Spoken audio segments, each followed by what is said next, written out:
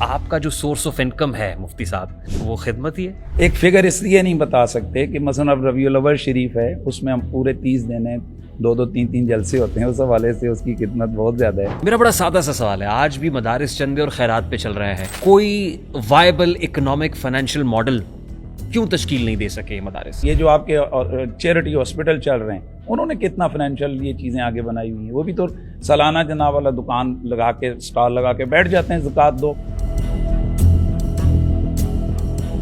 آپ مدرسے کے ایک ٹیچر کو کتنی اجرت دیتا ہے؟ تقریباً 20-25 ہزار روپیہ۔ نہیں، لیکن دیکھیں نا مفتی صاحب، مدرسے کے محتمم کے پاس تو اچھی گاڑی ہے، اس کا گھر بھی اچھا ہے، اس کے گھر دانے بھی ہیں، لیکن جو مدرس ہے وہ بیچارہ 20-25 ہزار روپے گزارا کر رہا ہے، موٹر سائیکل بھی نہیں ہوگی، ٹوٹی بھی سائیکل ہوگی۔ خطابت کے لیے بیرون ملک سفر کرتا ہوں، وہاں لوگ ہمیں پاؤنڈوں میں خدمت کرتے ہیں، ڈالروں میں خدمت کرتے ہیں، اگر ہم مڈل ایسٹ میں جاتے ہیں تو ریالوں میں خدمت کرتے ہیں۔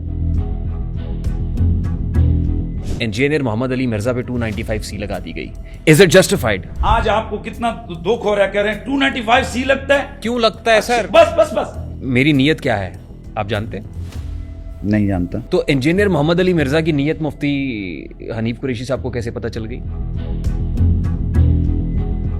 ایک آدمی یہ کہے کہ انبیاء جو ہے نا استغفر اللہ معاذ اللہ وہ اپنا پیشاب روکنے پہ قادر نہیں ہے، وہ یہ کہے کہ صحابہ جو ہے نا وہ لونڈے لپاڑے ہیں، وہ یہ کہے آن دا ریکارڈ کہ ابو حنیفہ کتا ہے۔ آپ ایسا نہ کریں، جتنی بار آپ نے کہہ دیا مجھے اچھا نہیں لگ رہا ہے۔ یہ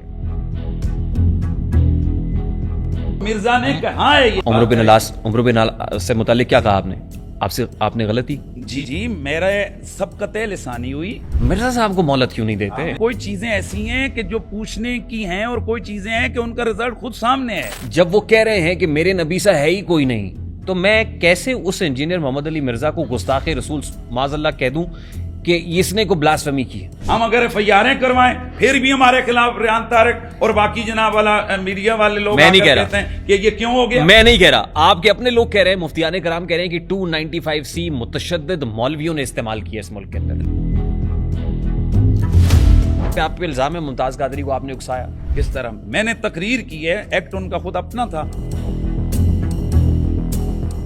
تمام علماء کرام ایک جگہ بیٹھ کے پریس کانفرنس تو کر سکتے ہیں، وہ 26ویں آئینی ترمیم یا 27ویں آئینی ترمیم کا معاملہ ہو یا کسی جماعت کو بین کرنے کا معاملہ ہو، جیسے آپ نے کہا، اس معاملے پہ علماء اکٹھے نہیں ہو سکتے۔ ظاہر ہے دنیا کے انتظام و انصرام چلانے کے لیے تو ڈالر اور پاؤنڈ اور یہ سب لیے جا رہے ہیں نا۔ آپ آتے ہوئے خوش ہو کر میرے جیب میں مجھے ہدیات نذرانہ دیتے ہیں، بالکل ثواب بھی ہے اور لینا بھی جائز ہے۔ بخاری شریف میں ہی ہے، ایسے لوگ سب سے بدتر ہیں جو دین کو کمائی کے لیے استعمال کریں۔ اوے چپ، خاموش۔ کون سا ایسا کام ہمارے علماء نے کیا ہے جو آج پوری اقوام عالم کے اندر گنا جاتا ہے کہ ریکارڈ کے اندر کتابوں میں لکھا جا رہا ہے، ہمارے علماء کو پڑھایا جا رہا ہے؟ کس جگہ پہ ایسا؟ او بھائی یہ سوال آپ آرمی والوں کو کیوں نہیں کرتے ہیں کہ آپ کے PMA کاکول سے مفتی کیوں نہیں پیدا ہو رہے ہیں؟ ہم ابھی حلال اور حرام میں سے نکل ہی نہیں پائے، ہم فتوے جاری کرنے میں سے نکل ہی نہیں پائے۔ وہ فلسفی اور منطق ہم نے سیکھنا شروع کی، لیکن جب وہ سائنس کا دور آیا تو ہم پیچھے رہ گئے۔ مدارس تو بنے ہی کس کے لیے تھے کہ وہ دینی ضرورت پوری کریں۔ مسجد کے اندر ایک بچہ جاتا ہے، اس نے سرخ رنگ کی خدا نہ خواستہ پتلون پہن لی ہے، اس کو ایسی جھڑک پڑتی ہے کہ وہ دوبارہ مسجد میں جاتا نہیں ہے۔ میں تو اپنے محلے کی مسجد میں ہر نماز میں ہوتے ہوئے دیکھتا ہوں سر۔ کیا ہر جمعے میں صرف سیٹھوں کے لیے اس میں جو سیٹ صاحب ہیں، مخیر حضرات ہیں، ان کے لیے دعا ہو رہی ہوتی ہے، باقیوں کا کیا قصور ہے سر؟ کیا یہ لوگوں کے آپ نے مائنڈ سیٹ صرف یوٹیوبروں کو راضی کرنے کے لیے، ڈالر کمانے کے لیے، صرف چینلوں کو اوپر لے جانے کے لیے یہ کام شروع کیا ہوا ہے؟ خدا کے لیے ٹھیک ہے، آپ کیا ڈالر کمانے کے لیے یہ کام کرتے ہیں؟ بھائی یہ جو مدنی صاحب ہیں ان کا علماء کی فیلڈ سے تعلق نہیں ہے، یہ ایک جسٹ فنی شخص ہیں۔ دیکھیے وفاق المدارس ایک رپورٹ جاری کرتا ہے اور اس کے مطابق بتاتا ہے کہ جی ہم نے ایک ریکارڈ قائم کر دیا کہ ہم نے ایک سال میں 10 لاکھ حفاظ کرام پروڈیوس کیے ہیں۔ اس کے بعد وہ کہتے ہیں کہ کون عاشق خدا کی ذات کا ہے، سارا چکر معاشیات کا ہے۔ آپ دیکھیں تو صحیح کتنے لوگوں کو قرآن پاک یاد رہتا ہے۔ آج تک آپ کو کہیں پر کوئی یہ کیس رپورٹ ہوا ہو پاکستان میں لاکھوں علماء ہیں کہ فلاں مولوی نے خودکشی کی ہے بوجہ معاشی کمزوری کے. سر مولوی صاحب نے نہیں کیا ہوگا, مولوی صاحب کی بیگم نے بچوں سمیت چھلانگ لگا کے خودکشی کر دی ہوگی کہ مولوی صاحب سے گھر فاقے نہیں. سر میرے علماء مصلحت اندیش ہیں, مصلحت کوشی قومی حمیت کے لیے زہر قاتل ہے. میرا عالم دین خاموش کیوں بیٹھا ہوا ہے جہاں یہ سب کچھ ہو رہا ہے؟ ہمارے معذرت کے ساتھ اس کا وہی جواب ہے کہ جو پیشاب والے گندے نالے ہیں نا ان سے مچھلیاں کوئی نہیں تلاش کرتا. کوشچن کریں. میری ادنا سی درخواست یہ ہے ناظر کہ 180 مدارس سے 35,000 مدرسے ہو گئے, لیکن ملک میں لوگوں کو یہ نہیں پتا ہے کہ مرے ہوئے باپ کا غسل کیسے دینا ہے. میں ریحان طارق کے گھر جا کر اس کو جناب رسی سے باندھ کے کھینچ کے لا کے کہوں کہ آپ کو غسل دینے کا طریقہ آپ یہ بات بڑے تیقن سے اس لیے کر سکتے ہیں کہ آپ کو خدمت پاؤنڈوں میں, یوروز میں, ڈالرز میں, درہموں میں ہوتی ہے. کیا آپ سے سوال نہیں ہوگا یہ؟ کیا ہمارے علماء کرام پہ رسپانسبلٹی نہیں ہے کہ یہ بات آپ نے وہاں تک پہنچائی کیوں نہیں؟ سر او بھائی جان, اگر مریم نواز یہ دینے لگی ہے نا تو اپنے والد صاحب کے ایسڈز میں سے نہیں دینے لگی. ہمارے ہاں تو ہم اس مسئلے سے نہیں نکل پا رہے کہ اگر کوئی اور مسلک کا آدمی ہماری مسجد میں آگے نماز پڑھ گیا تو ہم نے پوری مسجد کو جب تک غسل نہیں دینا ہے تب تک نماز نہیں ہونی. دوسرے فقہ کا اگر امام آئے گا تو وہ اس طرح سے میرے فقہ کی جزیات کو نہیں پہنچا سکتا. یہ ایک انڈرسٹوڈ سی بات ہے. منفعت ایک ہے اس قوم کی, نقصان بھی ایک. حرم پاک بھی, اللہ بھی, قرآن بھی ایک. کچھ بڑی بات ہی ہوتے جو مسلمان بھی ایک. فرقہ بندی ہے کہیں اور کہیں ذاتیں ہیں. کیا زمانے میں پنپنے کی یہی باتیں ہیں.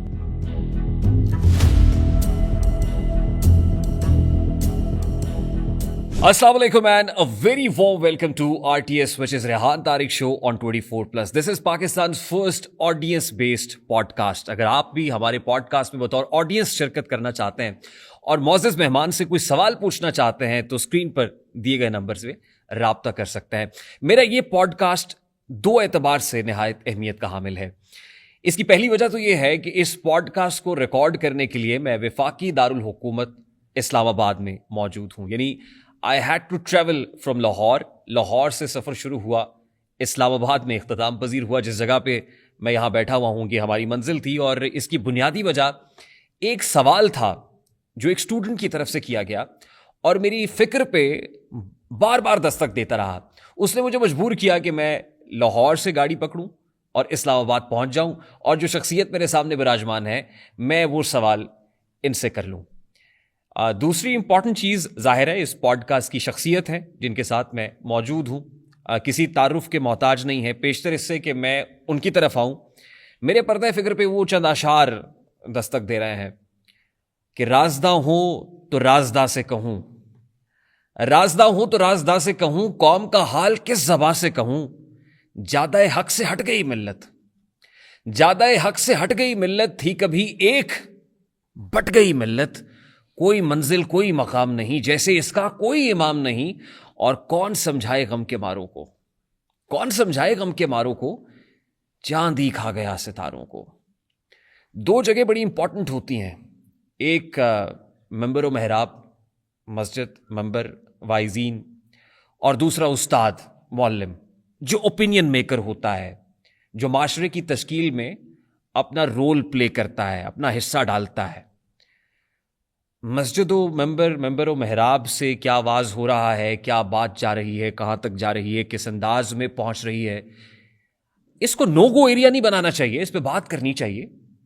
جو مہمان میرے سامنے موجود, ان کی اجازت سے ہم اس پر بھی بات کرنا چاہیں گے. وہ سوال جو ایک شخص نے مجھ سے پوچھا, ایک اسٹوڈنٹ نے پوچھا, وہ ایک جامعہ سے فارغ التحصیل تھے, انہوں نے کہا یہ سوال ضرور کیجیے گا. تو اس سوال کے جواب کے لیے ان سے زیادہ موضوع شخصیت کوئی نہیں تھی. وہ سوال بھی ہم ان سے کریں گے اور پھر agenda of the podcast بھی ان کے ساتھ بیٹھ کے سیٹ کر لیں گے. اہل سنت والجماعت کے نامور علماء میں سے ایک ہیں, جامعہ رضویہ ضیاء العلوم کے مدرس رہے, شباب ملی کے, شباب اسلامی کے بانی ہیں پاکستان میں. جس جگہ پہ ہم بیٹھے ہوئے ہیں جامعہ عمار بن یاسر, اس کے پرنسپل بھی ہیں. بڑی مدلل انداز میں قرآن و حدیث کی روشنی میں گفتگو فرماتے ہیں. مناظرے کرنے میں تو ان کو ملکہ حاصل ہے, آپ ان سے بات تو کر کے دیکھیں. سنا ہے بولے تو منہ سے پھول جھڑتے ہیں, کچھ ایسی بات ہے تو چلو بات کر کے دیکھتے ہیں. میری مراد جناب مفتی حنیف قریشی صاحب سے. مفتی حنیف قریشی صاحب، السلام علیکم. وعلیکم السلام ورحمۃ اللہ تعالیٰ وبرکاتہ. آپ کا بھی شکریہ، آپ اتنا لمبا سفر کر کے آئے. امید ہے کہ انشاءاللہ ہماری یہ گفتگو فائدہ بخش ہوگی، سننے والوں کے لیے بھی اور ہمارے لیے.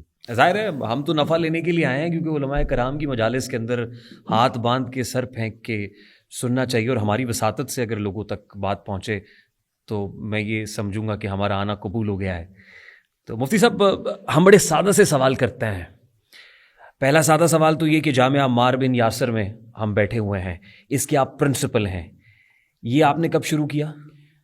2020 میں ہماری کلاسز کا آغاز ہوا تھا. 2020 میں، یعنی اٹس بین 5th ایئر. یہ 5واں سال 5واں سال ہے آپ کو. اور یہاں پہ کون کون سی کلاس ہوتی ہے؟ یہاں حفظ القرآن کی کلاسیں، درس نظامی اور اس کے ساتھ تجوید و قرات، اور ویسے جو ہمارے اہل علاقہ بچے ہیں ان کے لیے ناظرہ کی کلاسیں. اور یہ ہماری ساری جتنی بھی تعلیم ہے یہ فری آف کاسٹ ہے. میں جان سکتا ہوں آپ کی اپنی کوالیفیکیشن کیا ہے؟ جی میں الحمدللہ الشہادۃ العالمیہ MA عربی اسلامیات جو ہے نا، یہ ہمارا جو ایکول ہے. تو اس کے ساتھ ساتھ الحمدللہ جس کو کہتے ہیں کہ دارالافتاء کے حوالے سے جو اسٹڈی ضروری ہوتی ہے وہ بھی ساتھ ہے. پھر علاوہ نہیں، ویسے شوقیہ طور پر عربی فاضل کیا تھا. مولوی فاضل پہلے ہوتا تھا، یہ 2000 سے پہلے یہ کورس ہوتا تھا، وہ کیا تھا. اور ریگولر جو ہے نا وہ ہمارا جو میٹرک وہ تعلیم میری میٹرک تک آپ نے ریگولر تعلیم حاصل کی، اور اس کے بعد عصری تعلیم. جی اس کو آپ دنیاوی تعلیم کہتے ہیں. جی. اور دینی تعلیم میں آپ نے عربی فاضل بھی کیا ہوا ہے. عربی فاضل ہے، مولوی فاضل ہے یہ، اور اس کے علاوہ الشہادۃ العالمیہ MA عربی اسلامیات. ٹھیک. درس نظامی سے بھی؟ جی درس نظامی، اسی کو شہادۃ العالمیہ کہتے ہیں. ٹھیک، وہ درس نظامی ہو گیا. جی بالکل صحیح. تو اس کے بعد آپ نے کب سوچا کہ اب درس و تدریس ہونی چاہیے؟ یہ تو جیسے ہی میں فراغت ہوئی تھی 2000 میں، تو اسی سال ہی تدریس، جس ادارے میں نے فراغت حاصل کی تو وہیں پہ جو ہے نا میری تدریس کے طور پر میرا سلیکشن ہو گئی تھی.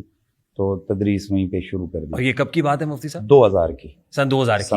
یعنی آپ کو درس و تدریس میں بھی 25 سال 25واں سال جائے. مور دین 2 decades now، 2 دہائیوں سے زیادہ کا عرصہ گزر چکا ہے. الحمدللہ. تو جب پہلی نوکری ہوئی، میں اس کو نوکری کہہ سکتا ہوں؟ جو آپ مرضی کہیں. ہاں، تو وہ ہوئی تو اس وقت آپ کا معاوضہ ہدیہ الحمدللہ العظیم میں نے آج تک درس و تدریس کا 25 سال ہوئے میں فری آف کاسٹ پڑھا رہا ہوں یہاں بھی، اور اس ادارے میں بھی میں نے کوئی چارجز نہیں لیے. میں آلریڈی خطیب ہوں مسجد میں، وہاں سے میری خدمت ہوتی ہے. پھر علاوہ ازیں میں بیرون ملک میں بھی لیکچرز کے لیے جہاں جاتے ہیں وہاں سے ہماری چارجز، جس کو آپ خدمت کہتے ہیں. یہ خدمت کہتے ہیں، جو مرضی آپ کہہ لیں. تو وہ الحمدللہ ادھر سے ایک نظام چل رہا ہے، تو پھر یہ اداروں پر بوجھ نہیں پڑا ہے. جو تو چلیں اپنا اللہ تعالیٰ توفیق دے تو ہم اس کو آگے پہنچا سکیں. لوگ یہ سمجھتے ہیں شاید کہ کوئی FBR والے ہیں جو سورس آف انکم پوچھ رہے ہیں یا نائب ہے. ایسا نہیں ہے. ظاہر ہے آپ بھی ایک پبلک فگر ہیں، تو جو پبلک فگر ہوتا ہے، پبلک ڈومین میں ہوتا ہے، اس کی جو پبلک اکاؤنٹیبلٹی ہے وہ اس مائک کے راستے ہوتی ہے. تو میں صرف یہ جاننا چاہ رہا ہوں کہ آپ کا جو سورس آف انکم ہے مفتی صاحب، ذریعہ معاش ہے، وہ خدمت ہی ہے؟ جی بالکل خدمت ہی ہے، اور اس میں ہمارا اللہ کا شکر ہے، اللہ تعالیٰ کر رہا ہے، بہت اچھا ایک سلسلہ چلتا ہے. لوگ ہماری بڑی اچھی خدمت کرتے ہیں. آپ کے سوال پوچھنے سے پہلے ہی میں بتا دیتا ہوں کہ میں باقاعدہ طور پر الحمدللہ جو ہمارے ملکی قوانین ہیں ان کے تحت میں FBR میں رجسٹرڈ ہوں. میں سالانہ ٹیکس بھی طے کرتا ہوں، جو انہیں کے، اور میں نے خواہش کے ساتھ یہ سابق وزیر اعظم صاحب نے ایک اپیل کی تھی، تو اس وقت جو ہے نا خواہش کے ساتھ میں نے کہا تھا کہ ہم خود اس کا جائیں اور رجسٹرڈ ہوں. حالانکہ وہ کہہ رہے تھے جی ہمارے پاس اس وقت ابھی یہ قانون نہیں بنا تھا، تو کہہ رہے تھے جی کہ ہمارے پاس تو کوئی یہ ہے ہی نہیں ہے کہ ٹیچنگ والے سے ہم لوگ کیسے جو ہے نا آپ کے جو فیلڈ ہے جی مسجد میں بندہ پڑھاتا ہے، خدمت کا ریکارڈ کیسے رکھیں گے، ریکارڈ کا یہ نہیں، ہم کیسے یہ کریں نا. تو پھر انہوں نے کہا جی کہ ٹھیک ہے آپ یہ نا اس کو انہوں نے بارہ رجسٹرڈ کر دیا. تو الحمدللہ ہم لوگ. مفتی صاحب ماہانہ آمدنی کتنی ہے آپ کی، یعنی خدمت؟ اس میں کوئی ہمارا مقرر نہیں ہے.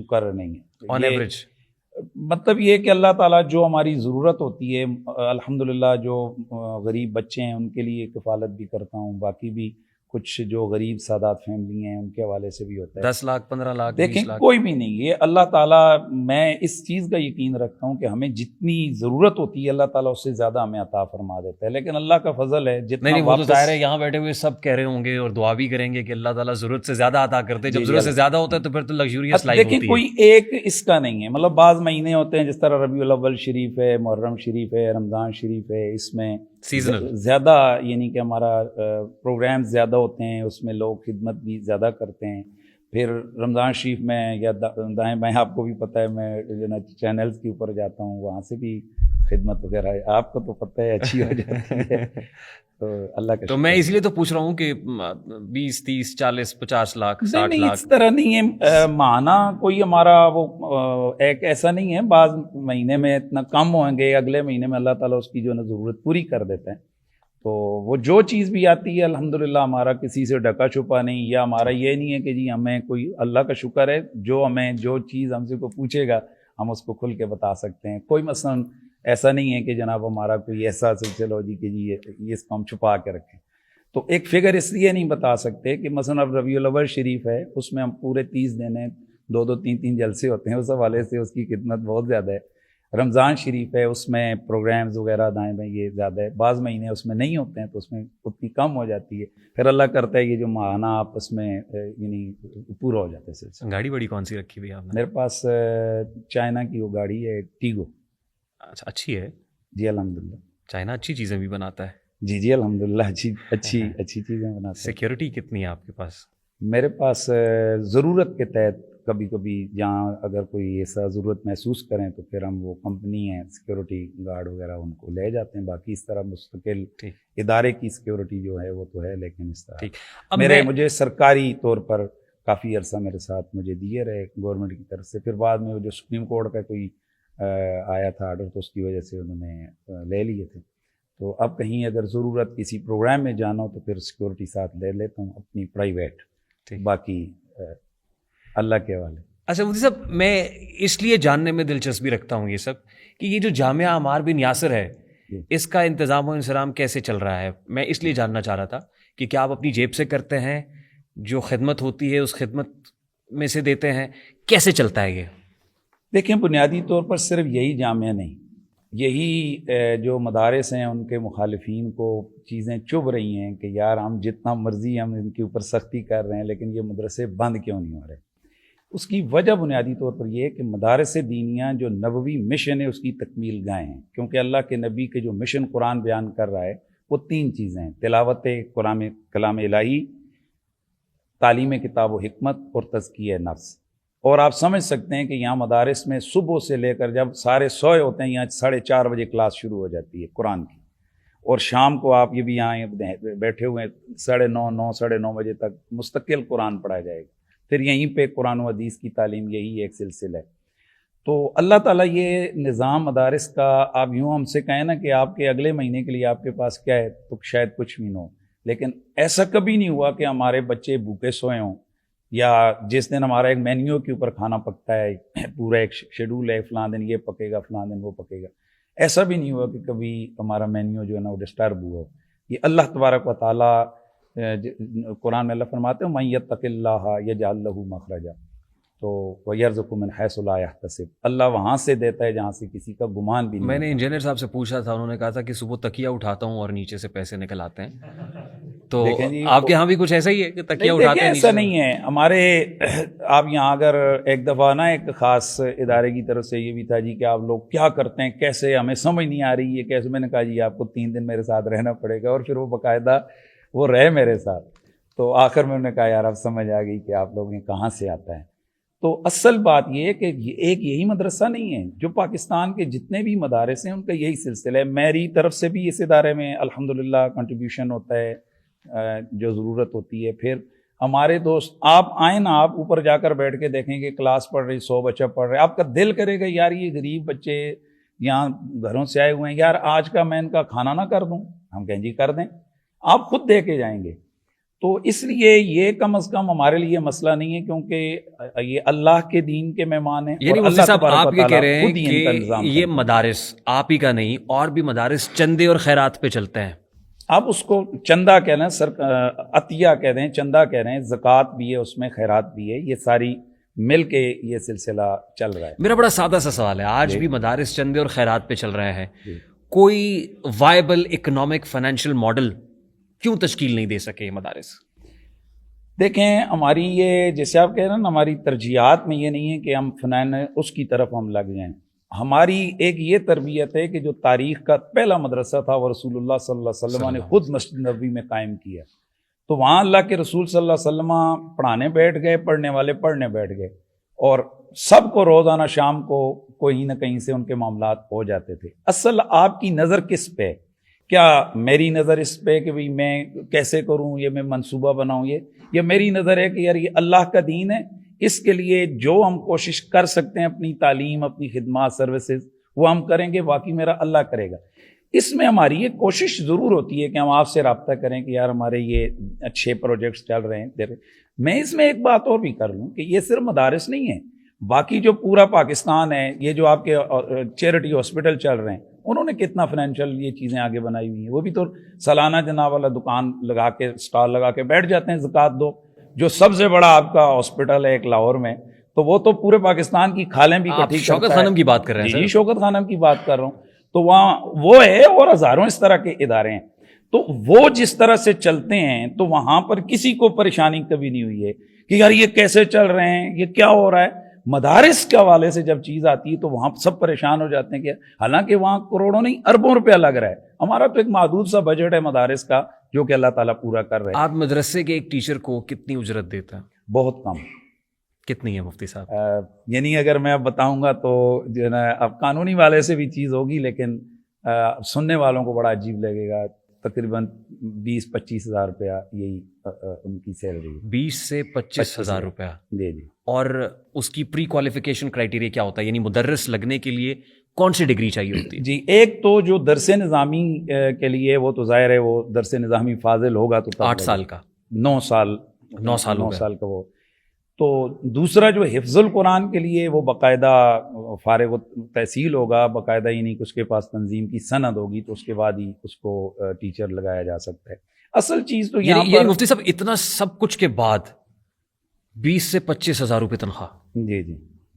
یہ آپ یوں سمجھ لیجیے. میں ایک سوال پوچھتا ہوتا ہوں، بعض اوقات میری وہ اصطلاح دیکھنے اور سننے والوں کو بری بھی لگتی ہے. میں کہتا ہوں از اٹ جسٹیفائڈ؟ ہاں، اصل پرابلم یہ ہے ریحان بھائی کہ ہمارے یہاں یہی 2 چیزوں میں لوگ بہت کنفیوز ہیں. جب مدارس کے معاملات ہوتے ہیں وہ کہتے ہیں کہ یار یہ بچہ کھائے گا کہاں سے اگر ہم اس کو مدرسے میں ڈال دیں گے. اور بعد میں سب سے زیادہ رولا یہی ہے کہ یار کھا کھا کے پھٹ گئے نے مولوی. ٹھیک ہے، اصل میں نے آپ کے سامنے قرآن مجید کی آیت پہلے پڑھ دی ہے کہ وَمَن يَتَّقِ اللَّهَ يَجْعَلْ لَهُ مخرجا. نہیں مفتی صاحب دیکھیں، ٹھیک ہے، ایک تو ہوتا ہے نا وہ کھائے گا کہاں سے، ایک یہ ہوتا ہے بہت سے بچے جو آپ کے پاس آتے ہیں ان کے گھروں میں معاملات یہ ہوتے ہیں کہ چلو مدرسے جا لے گا تو کھا بھی لے گا تو پڑھ بھی لے گا. صحیح ہے. یعنی فائنینشلی بہت اسٹرانگ گھروں کے بچے نہیں ہوتے مدارس کے اندر. وہ نہ تو دینی تعلیم دے سکتے ہیں، دنیاوی تعلیم دے سکتے ہیں، نہ ہی ان کو کھلا سکتے ہیں، وہ مدرسے بھیج دیتے ہیں. صحیح ہو گیا. یہ آپ کے لیے اور پورے ملک کے لیے یہ بات تو پھر قابل فخر ہے کہ مدارس ان کو کھلاتے بھی ہیں، پلاتے بھی ہیں اور اچھا پڑھاتے بھی ہیں. دوسرا یہ میں بھی ذہن سے نکال دوں کہ یہ جو بعض لوگوں کے ذہن میں ہے کہ جی یہاں بڑے گھروں کے بچے نہیں پڑھتے ہیں، اگر اوپر ذرا انٹرویو لیں، اچھی فیملیوں کے بچے بھی سویرے یہاں گاڑیاں ان کو چھوڑ کے جاتی ہیں اور شام کو اٹھا کر لے جاتی ہیں. ایسا نہیں ہے. دین کا یہ اصل نصیب اور حصہ ہے کہ آپ کے نصیب میں کیا آ رہا ہے، دوسرے کے نصیب میں کیا آ رہا ہے. آپ اگر انجینئرنگ کر رہے ہیں تو وہ آپ کا نصیب ہے، دوسرا ڈاکٹر بن رہا ہے اس کا نصیب ہے، اور تیسرا قرآن کا عالم اور قاری بن رہا ہے یہ اس کا نصیب ہے. نہیں لیکن دیکھیں نا مفتی صاحب، مدرسے کے محتمم کے پاس، میں بالخصوص بات نہیں کر رہا، بالعموم بات کر رہا ہوں، جی صحیح، اس کے پاس تو اچھی گاڑی ہے، اس کا گھر بھی اچھا ہے، اس کے گھر دانے بھی ہیں، صحیح. لیکن جو مدرس ہے وہ بیچارہ 20-25 ہزار روپے گزارا کر رہا ہے. موٹر سائیکل بھی نہیں ہوگی، ٹوٹی بھی سائیکل ہوگی، وہ بھی پنکچر ہو جائے گی تو پرابلم میں ہوگا کہ پنکچر لوانا کتوں ہے. دیکھیں یہ بھی ایک غلط جو ہے نا رائے جا رہی ہے لوگوں کے ذہن میں جی کہ جو مدرسے کا محتمم ہوگا تو اس کے پاس سارا کچھ ہوگا، فلاں کچھ ہوگا. یہ ایسا نہیں ہے. سارے محتمم حنیف قریشی نہیں ہیں. میری ایک انکم کا الگ سے ذریعہ ہے کہ میں خطابت کے لیے بیرون ملک سفر کرتا ہوں، وہاں لوگ ہمیں पाउंडों में खिदमत करते हैं, डॉलरों में खिदमत करते हैं, अगर हम मिडिल ईस्ट में जाते हैं तो रियालों में खिदमत करते हैं। यहाँ पाकिस्तान में भी हमें खुश होकर लोग ज़्यादा खिदमत कर देते हैं, लेकिन जहाँ बाकी मदारस हैं शायद टीचरों से ज़्यादा कमज़ोर हालत मोतमिमों और नाज़मों की है। ये बिल्कुल ये भी एक गलत कॉन्सेप्ट है लोगों का। मैं आपको ऐसे 20 बता सकता हूँ मोतमिम। चलें छोड़ें, जो हमारा नेटवर्क है मदारिस का, जामिया रज़विया ज़ियाउल उलूम, 150 से ज़्यादा उस इदारे की शाखें हैं, जिसमें आप हज़ारों तलबा बता रहे हैं। आप हैरान होंगे कि उसके जो मोतमिम, एक नाम मैं लूँगा, जो तंजीमुल मदारिस अहले सुन्नत पाकिस्तान के मरकज़ी सरपरस्त आला है, हज़रत क़िबला पीर सैयद हसीनुद्दीन शाह साहब, उनका ज़ाती घर कोई नहीं है। चंद लोगों की बात कर रहे हैं जो उंगलियों पे गिने जा सकते हैं। देखें, मैं सिस्टम की बात कर रहा हूं सर। प्रॉब्लम शख्सियात से नहीं है, प्रॉब्लम सिस्टम से है। देखिए, मैं बिलउमूम बात कर रहा हूं कि यही देखने में आया है। आपके इस दरसगाह का इंटरनल और एक्सटर्नल ऑडिट हो रहा है? जी जी बिल्कुल। वो तो जिस तरह हमारे हिदायत हैं हमें महकमों की तरफ से, वो बकायदा सालाना या वो जो जिस तरह पूरा निज़ाम है, साल के बाद वो ऑडिट। ये कहाँ से रजिस्टर्ड है ये अमार बिन यासर? ये हमारा इदारा जो हमारी तंजीमुल मदारिस अहले सुन्नत पाकिस्तान के अंदर भी, फिर हमारा जो इदारा है मरकज़ जामिया रज़विया ज़ियाउल उलूम, वो ऑलरेडी हमारा रजिस्टर्ड है पंजाब हुकूमत के यहाँ। फिर ये उसकी एज ए शाख यहाँ पर ये रजिस्टर्ड है। देखिए ना तो हम ये तय कर पाए कि ये मिनिस्ट्री ऑफ एजुकेशन से के साथ मुंसलिक होगा। मैं बिल्कुल बात कर रहा हूँ, मैं बिलखुसूस नहीं कर रहा सर। ना मिनिस्ट्री ये समझ नहीं आती, ये एक रोलिंग स्टोन है कि इसको एजुकेशन के अंडर देना है, वजारत तालीम के अंडर देना है, इसको वजारत दाखिला के अंडर देना है, या फिर इसको वजारत मजहबी अमूर के अंडर देना है। अभी तक तो हम इसमें फंसे हुए हैं। ये इंतजामी प्रॉब्लम है, ये उनसे क्वेश्चन करें जिनका ये सब्जेक्ट है। हमारा काम है, हमने इसको पढ़ाना है। ये तो उन लोगों की परेशानी है जिनको IMF से किस्त लेने के लिए कभी एक जगह जनाब फाइल देनी होती है, कभी दूसरी जगह फाइल देनी होती है। हमारा तो ये मसला ही नहीं है।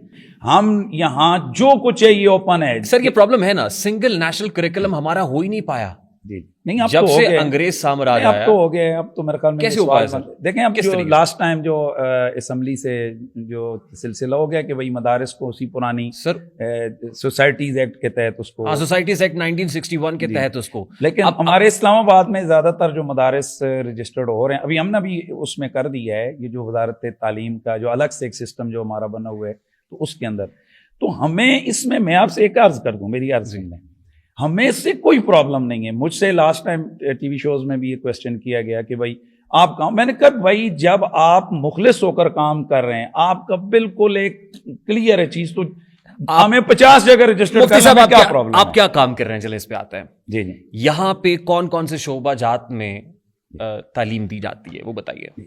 बुनियादी तौर पर हमारे यहाँ स्टार्ट जो है वो असल हमारा ये जो मस्जिद इदारा है, इस पे हक है हमारे आले मोहल्ला का, हमारी इस आबादी का, ठीक, कि उनके बच्चे कुरान की तालीम से मारूम न रहें। लिहाजा हमारा बुनियादी उस पे फोकस है। हिफ्ज़ कुरान होता है ना दरसे निज़ामी उस सॉरी नाज़रतुल कुरान की क्लासेस। उसके बाद आ गया हिफ्ज़ुल कुरान, जिसमें हमारे इलाके के बच्चे भी हैं और बैरूनी यहाँ पर रिहायशी बच्चे भी हैं। उसके बाद आ गया उन बच्चों को कुरान के वाले से तजवीद व क़िराअत, ताकि कुरान सही तरह से पढ़ें कुरान मजीद। फिर वो जो बच्चे हैं हिफ्ज़ुल कुरान वाले, छोटी क्लासों वाले, उनका चूँकि स्कूल का तो अलग से वो जा नहीं पा रहे हैं, फिर यहीं पे उनके माशाल्लाह अल्हम्दुलिल्लाह हमारा स्कूल का पूरी क्लासेस हम आगे लेकर चलते हैं। यानी कि अगर वो प्राइमरी नहीं है उनको प्राइमरी की तैयारी करवाएं, अगर नहीं आगे फिर मिडिल तक, जो मिडिल वाले हैं उनको मैट्रिक तक। अब यहाँ पे रुकिए सर।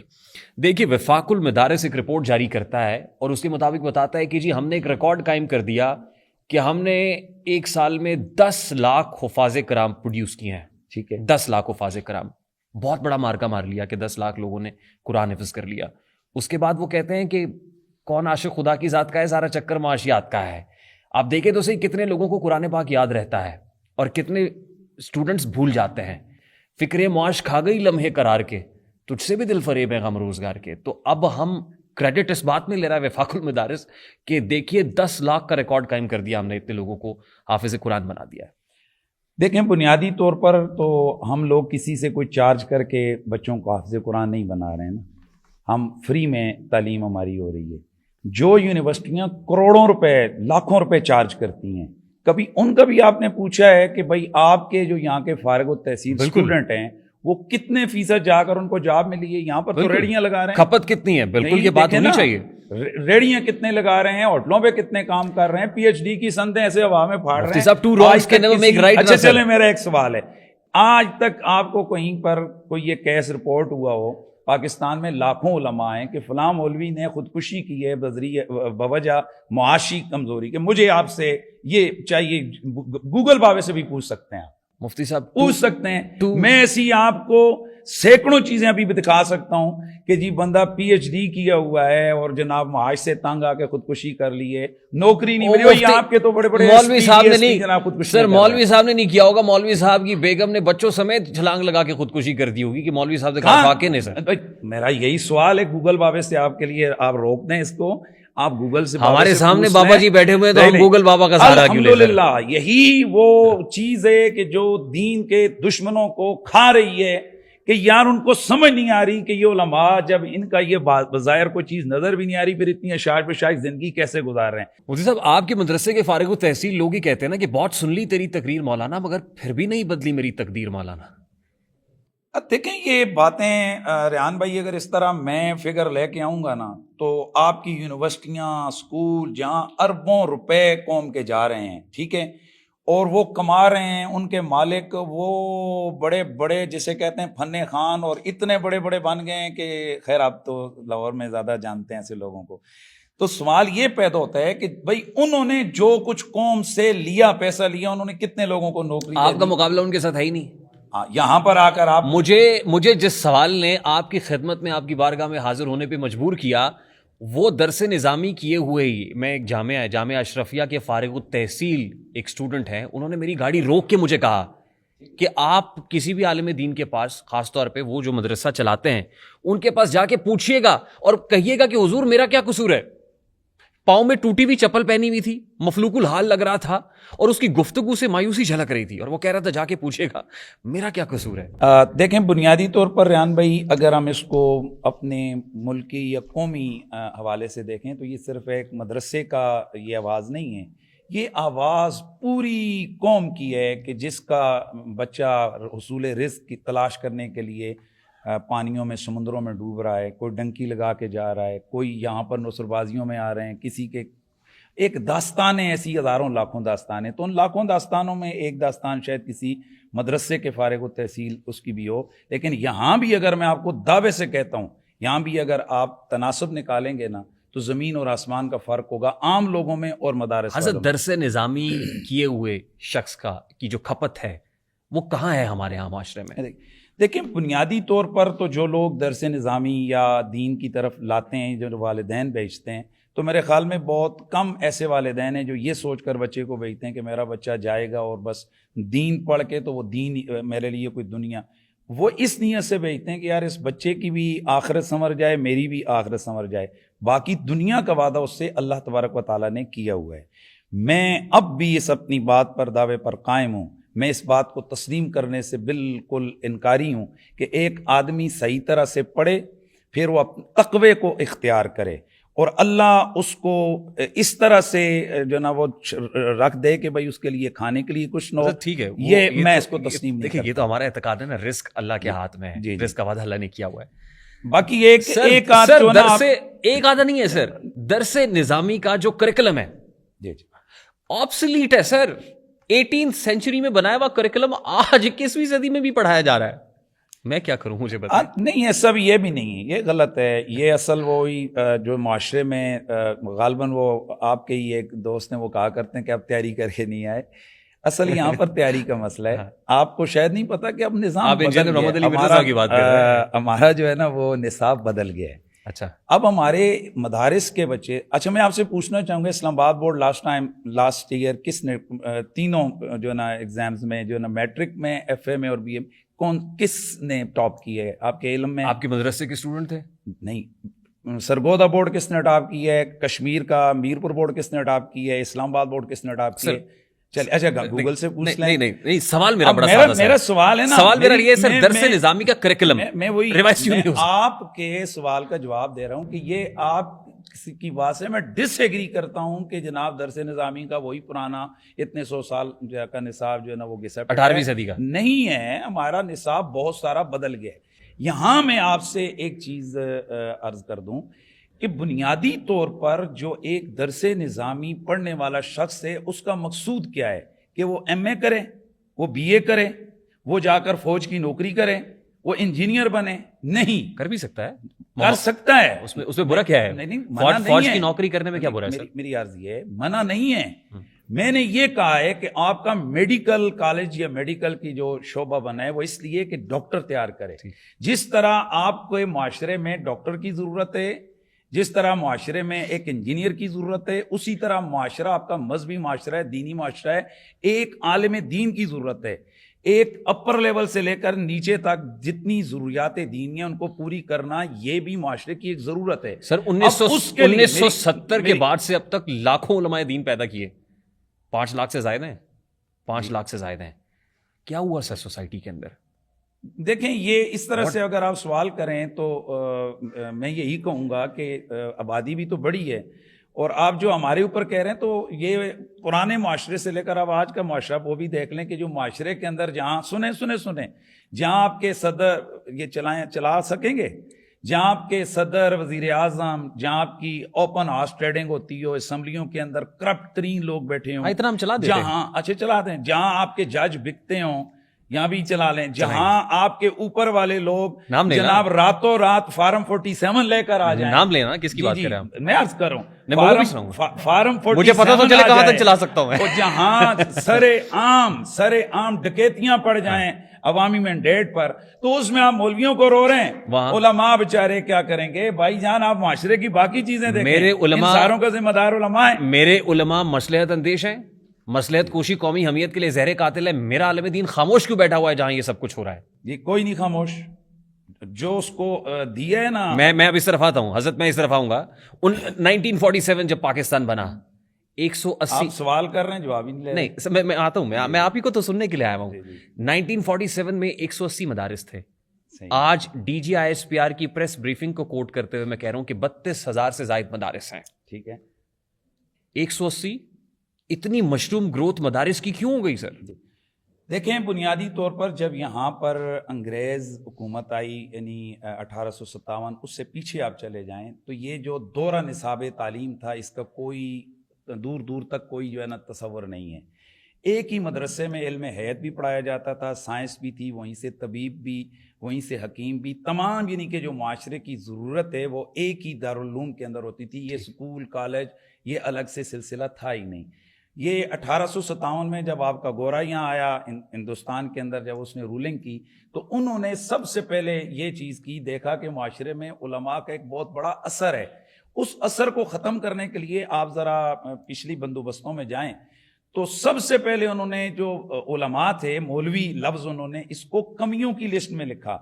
پھر جہاں فیصلے نکاح ہوتا تھا مسجد میں, فیصلہ ہوتا تھا مسجد میں, تمام کے تمام جرگے ہوتے تھے مسجد میں, اور کسی قسم کا کوئی فیصلہ ہوتا تھا ایون مسجد نبوی میں ہوتا تھا, مساجد میں ہوتا تھا.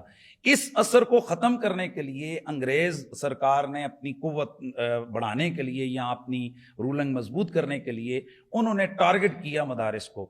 اب جب مدارس کو انہوں نے اس طرح سے معاشرے میں ٹارگٹ کیا کہ قدغن لگایا, اور اس قدغن کی وجہ سے اگر آپ 1947 کو 150 مدارس تھے, تو یہ پاکستان کی برکتیں. اسلامی جمہوریہ پاکستان کیوں بنا تھا ہمارے کانسٹیٹیوشن میں موجود ہے, ہم اسلامی جمہوریہ پاکستان ہیں. اور قائد اعظم رحمۃ اللہ تعالی علیہ نے یہ جو بنیادی نظریہ پیش کیا تھا اس میں یہی تھا کہ ہم ایک الگ خطہ زمین چاہیے جہاں اپنے دین کی آزادی کے ساتھ پریکٹس کر سکیں. سر 180 مدارس سے بڑھ کے 32,000 سے زائد ہو گئے. میرا سوال کیا ہے سر, اسلامی جمہوریہ پاکستان ہے؟ دیکھیں بہت ساری چیزیں الحمدللہ ثم الحمدللہ ثم الحمدللہ, اس دور غلامی کو آپ دیکھیں نا, ہمیں تو قدر نہیں ہے. نہیں سر, نہیں سوال میرا بڑا اسپیسیفک ہے سر. وہ چیز تو آپ کہیں نا جی, تو وہ نہیں ہے. اس کی بنیادی وجہ یہ ہے کہ جس جمہوریت کو آپ چاٹ رہے ہیں, ہمارا ملک چاٹ رہا ہے, اس جمہوریت کا اسلام میں کوئی کانسیپٹ نہیں. سوری ٹو سے شورائیت ہے نا سر, یہ کون سی شورائیت ہے؟ جہاں چوڑے کی, جہاں ایک قاتل کی, جہاں ایک بدکار کی, اور ایک پرنسپل کی, ایک پروفیسر کی, اور ایک مفتی کی ووٹ ایک جیسی ہے. ایک ایسا بندہ ہے جس کو 10,000 قاتل, 10,000 ناجائز فروش, یعنی 10,000 ایسے لوگ کہہ رہے ہیں کہ یہ بندہ सही है, I agree. फाइल है। I agree to this और extent. एक 9,999 बंदा बराबर नहीं होनी चाहिए। उसको वोट दे रहा है, वो कि जो माशरे की क्रीम है, जिसमें हजारों उलमा हैं, हजारों प्रोफेसर हैं, हजारों डॉक्टर हैं, जीतता कौन है?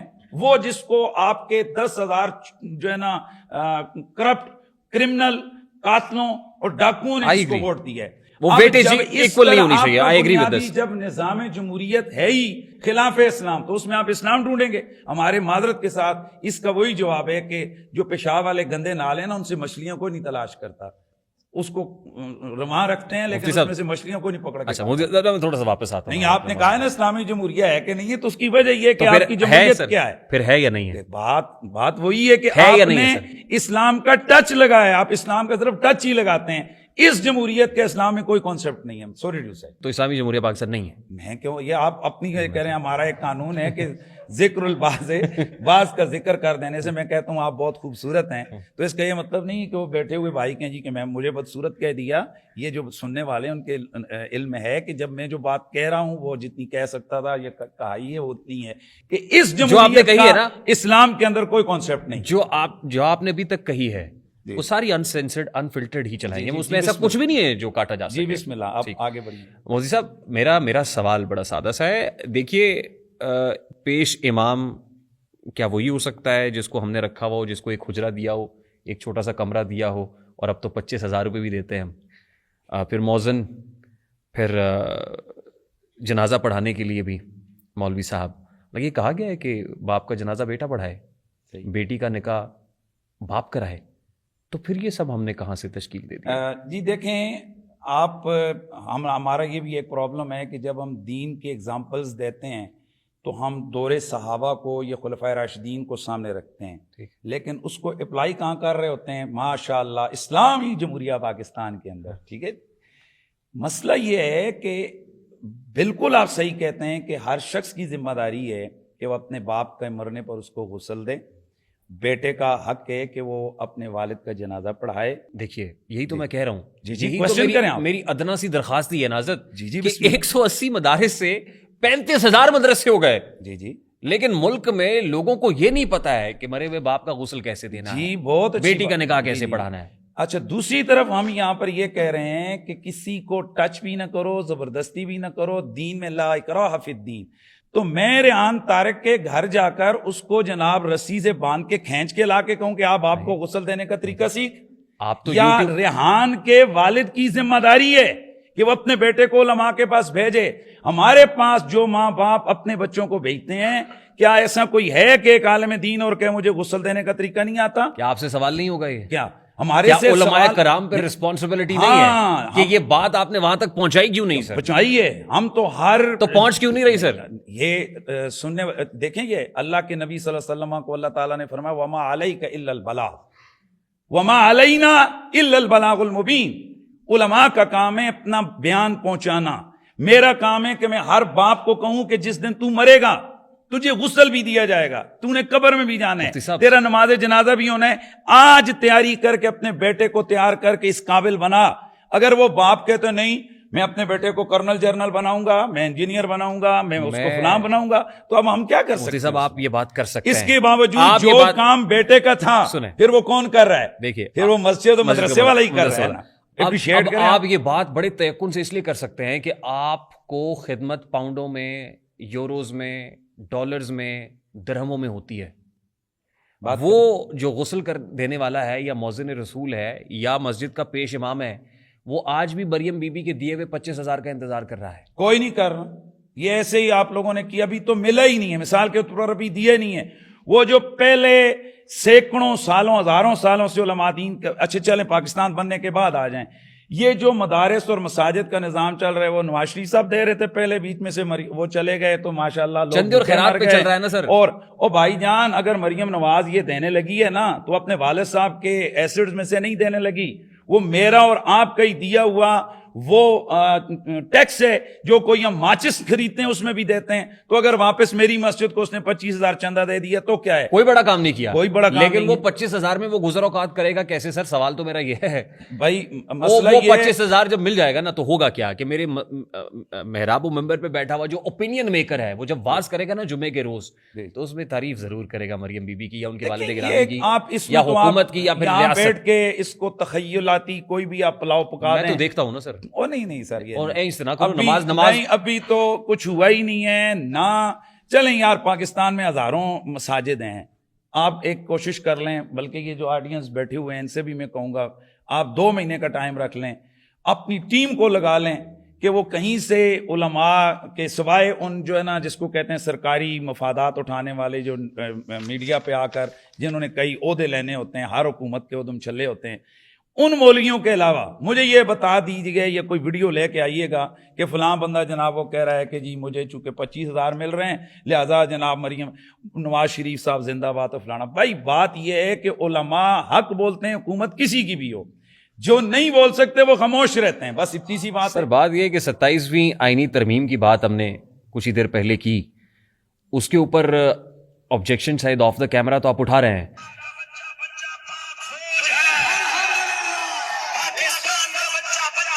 ظاہر ہے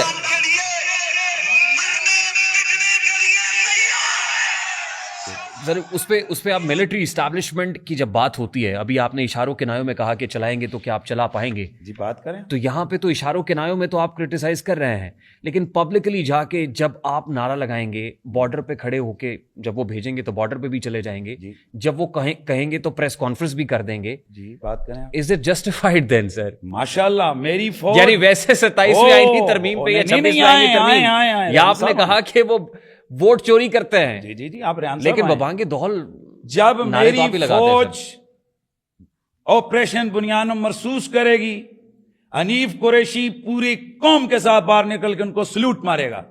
جب میری فوج سرکریک کے اندر دشمن کے دانت کھٹے کرے گی, 27 فروری کو ان کے جناب ایئرپلین جو ہے نا ان کے جہازوں کو شٹ ڈاؤن نیچے گرائے گی, ان کو مارے گی. جب میری فوج دہشت گردوں کے خلاف جہاد کرے گی, جب میری فوج سرحدوں کی حفاظت کرے گی, میں اپنی فوج کے ہاتھ چوموں گا, میں اس کے نعرے لگاؤں گا. یہ میرا ملی فریضہ ہے اور یہ میرا ایمان کا بھی تقاضا ہے, میرے اخلاق کا بھی تقاضا ہے, میری غیرت ملی کا بھی تقاضا ہے. تاثر یہ ہے لیکن کہ سنیے, میرا جملہ نہیں پورا ہوا. آپ جذباتی ہو رہے ہیں نا؟ نہیں میں جذباتی نہیں ہے, یہ ظاہر ہے وطن کی بات ہے تو میں تو بہت جذباتی ہوں. الحمدللہ میں بڑا کٹر پاکستانی ہوں. اس لیے میری فوج اگر ملک کے لیے جہاد کرے گی, دہشت گردوں کے خلاف لڑے گی, میں اس فوج کو سلوٹ نہ کروں تو کیا کروں؟ کیا میں انڈیا کے نعرے لگاؤں؟ کیا میں ISI کے بجائے را کے جناب گیت گاؤں؟ لیکن سنیے, میری بات پوری نہیں ہوئی, میری بات پوری نہیں. اگر میری فوج اپنے اٹھائے ہوئے حلف کی خلاف ورزی کوئی بھی کرے گا تو غلط ہے. میری فوج کے ہر جرنیل نے, ہر بندے نے یہ حلف اٹھایا ہوا ہے کہ ہم سیاست میں نہیں آئیں. اگر میں جان کے مان پاؤں تو کچھ عرض کروں؟ جی بسم اللہ. اس کے لیے کتنی بار آپ نکلے سڑکوں پہ؟ کس کے لیے؟ جب ووٹ چوری ہو تو کب نکلتے ہیں آپ؟ یہ ہمارا سبجیکٹ ہی نہیں ہے. This is what my point is. یہی تو کہہ رہا ہوں. عجیب بات ہے. یہ علماء کا سبجیکٹ ایک طرف یہی ریحان طارق رولا ڈال رہا ہے, جا کہہ رہے ہیں مولویوں کا سیاست میں کیا کام. میں کب کہہ رہا ہوں سر؟ میں نے کب کہا؟ یہ میرا کوئی ایک سٹیٹمنٹ بتا دیں جس میں میں نے کہا. اب آ گیا نا ریحان طارق نہیں سر, ریحان طارق بول کر میں مراد وہی لے رہا ہوں جن کی نمائندگی ریحان طارق کر رہا ہے, یعنی آپ ہی کے صافی, آپ ہی کا جناب طبقہ, آپ ہی کے لبرلز, آپ ہی کے سیکولرز, وہ یہی کوسچن اٹھاتے ہیں.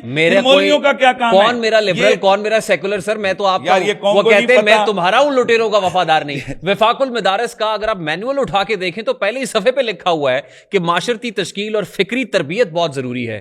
تم نکلے معاشرے کے لیے سر. جی دیکھیں, میں عرض کر رہا ہوں آپ کے سامنے 20 خرابیاں ہیں, ٹھیک ہے.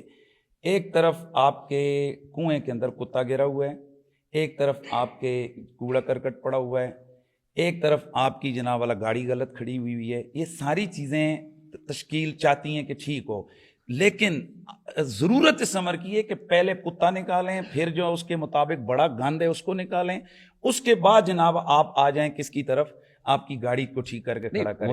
علماء کا کام کیا ہے؟ علماء کا کام ہے نماز پڑھانا, نماز پڑھانا, غسل دینا, اذان دینا, نکاح پڑھانا. یا اپنے مدرسے کے بچوں کو کسی سیٹ کے گھر پہ اس وقت لے جانا کہ جب قرآن خوانی مت یار کرو. بات سنو، جیسے ہی علماء سیاست میں آتے ہیں تو پھر آپ لوگوں کو برداشت نہیں ہوتا، آپ ان کے خلاف پابندیاں لگا مجھے دیتے تو ہیں. نہیں، میں تو چاہتا تو نہیں، آپ سے مراد پھر سمجھ رہے ہیں نا. تو ریحان طارق نے اس پہ کتنے پروگرام کیے ہیں کہ سیاسی جماعتیں چاہے وہ مذہبی ہوں یا سیاسی ہوں، ان کے اوپر پابندی نہیں ہونی چاہیے. وہ تو ان کے اوپر تو کوئی پابندی، کس نے پابندی لگائی؟ کسی کس مذہبی سیاسی جماعت کی بات مجھے کر تو رہے ہیں؟ پتہ ہی نہیں ہے کہ کس سیاسی جماعت پہ، کس مذہبی سننے سیاسی والوں کو بھی نہیں پتہ ہے. بات کریں سر، کہ کس سیاسی جماعت پہ بات کریں، ہم پابندی- چلائیں گے سر. بات نہیں، آپ کو نہیں پتا کہ یہ ابھی جو ہمارے ملک میں ایک سیاسی جماعت ہے جس کے اوپر پابندی لگی ہے، مذہبی سیاسی جماعت. کیوں لگی ہے سر؟ میں یہ اس کو چھوڑیں کیوں لگی ہے، اسی پہ تو بات کر رہے ہیں سر. بات یہ کہ ایک سیاسی جماعت ہے نا. سیاسی جماعت تو مذہبی سیاسی جماعت تو مولانا فضل الرحمان کی بھی ہے. جی ہے. مذہبی سیاسی جماعت تو جماعت اسلامی بھی ہے. میں عرض کر رہا ہوں پابندیاں کس پہ لگ رہی ہیں؟ سیاسی جماعت پہ لگ رہی ہیں نا.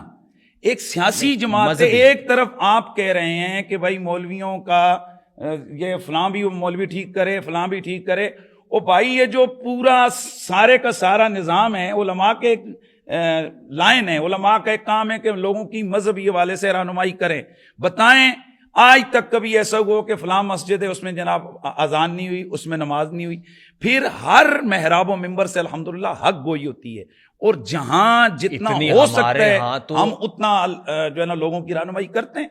لیکن وہی لوگ جب ہماری رہنمائی پر باہر نکلتے ہیں آپ ان کو غائب کر دیتے ہیں، یہ دہشت گرد ہیں. تو پھر کیا ہوگا؟ میں بات کس کی بات کر رہے ہیں یار؟ آپ کس کی بات کر رہے ہیں؟ ساری دنیا کو پتہ ہے کس کی بات ہو رہی ہے، سب کو پتہ ہے.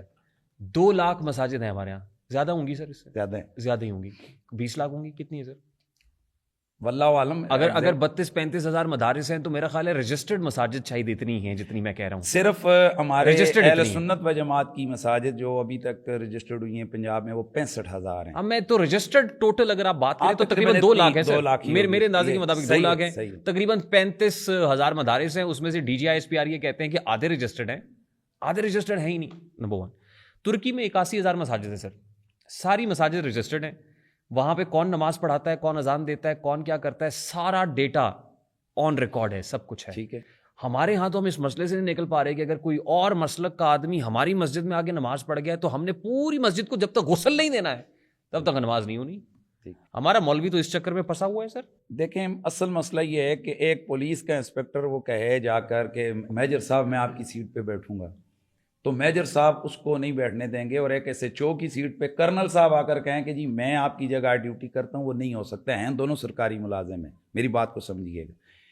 یہ سارے انتظامی معاملات ہیں.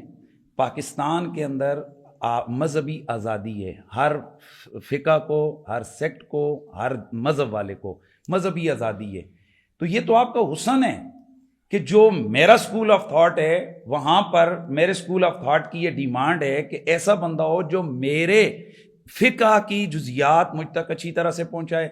دوسرے فقہ کا اگر امام آئے گا تو وہ اس طرح سے میرے فقہ کی جزیات کو نہیں پہنچا سکتا. یہ ایک انڈرسٹوڈ سی بات ہے. ایک شیعہ اسکالر ہے سر، وہ میرے اہل سنت کی مسجد میں آئے گا، وہ کبھی بھی میرے سکول آف تھاٹ کے لوگوں کو isn't it religious intolerance؟ کیا مطلب؟ کیا یہ مذہبی عدم برداشت نہیں ہے سر؟ نہیں ہے. کیوں نہیں؟ مطلب یہ ایک منفعت ایک ہے، اس قوم کی نقصان بھی ایک، حرم پاک بھی، اللہ بھی، قرآن بھی ایک. کچھ بڑی بات ہی ہوتے جو مسلمان بھی ایک.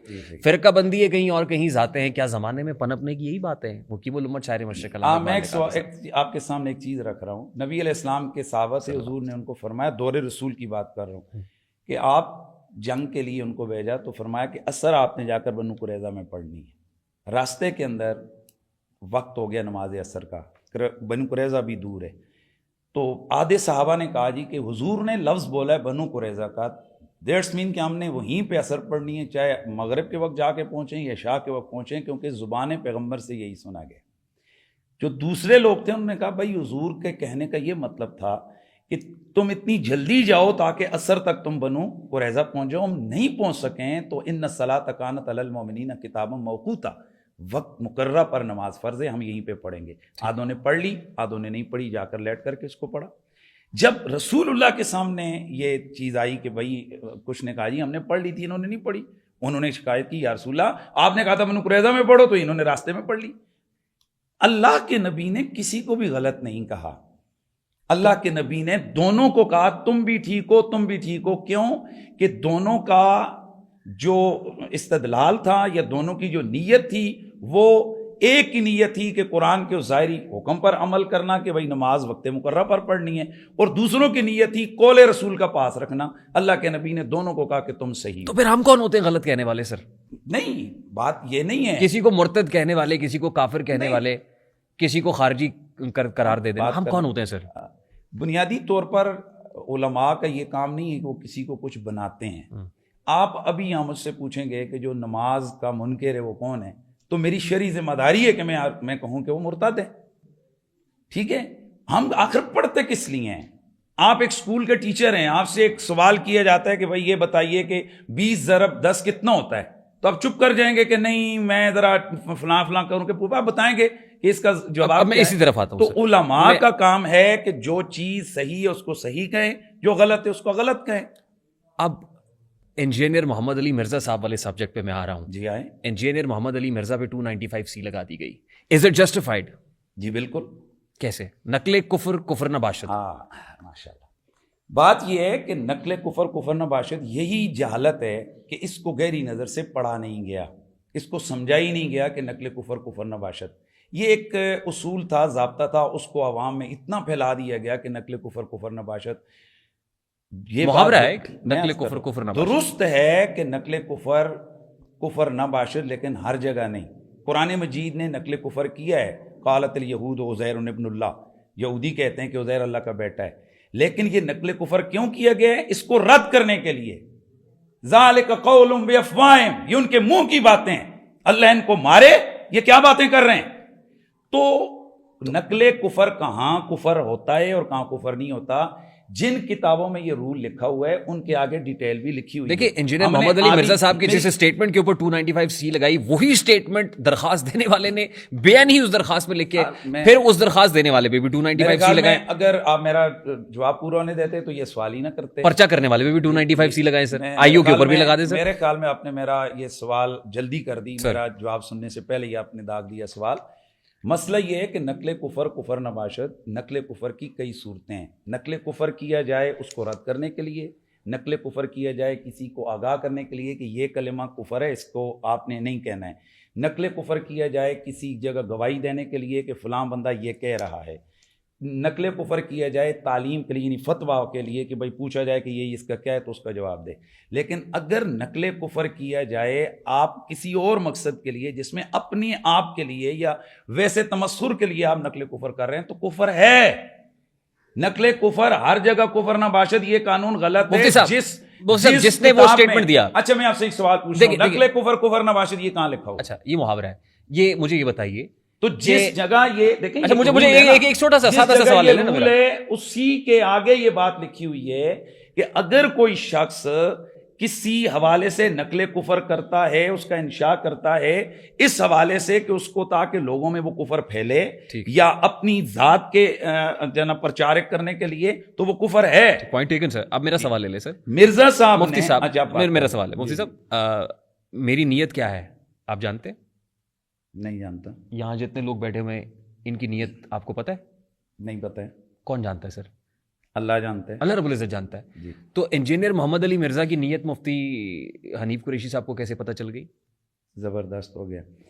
اچھا یہ ایک بات ہے, جس جگہ مرزا صاحب کے اوپر جو یہ FIR ہوئی ہے, جہاں انہوں نے یہ گفتگو کی ہے, آپ نے اس کا راؤنڈ اباؤٹ پورا سنا ہے؟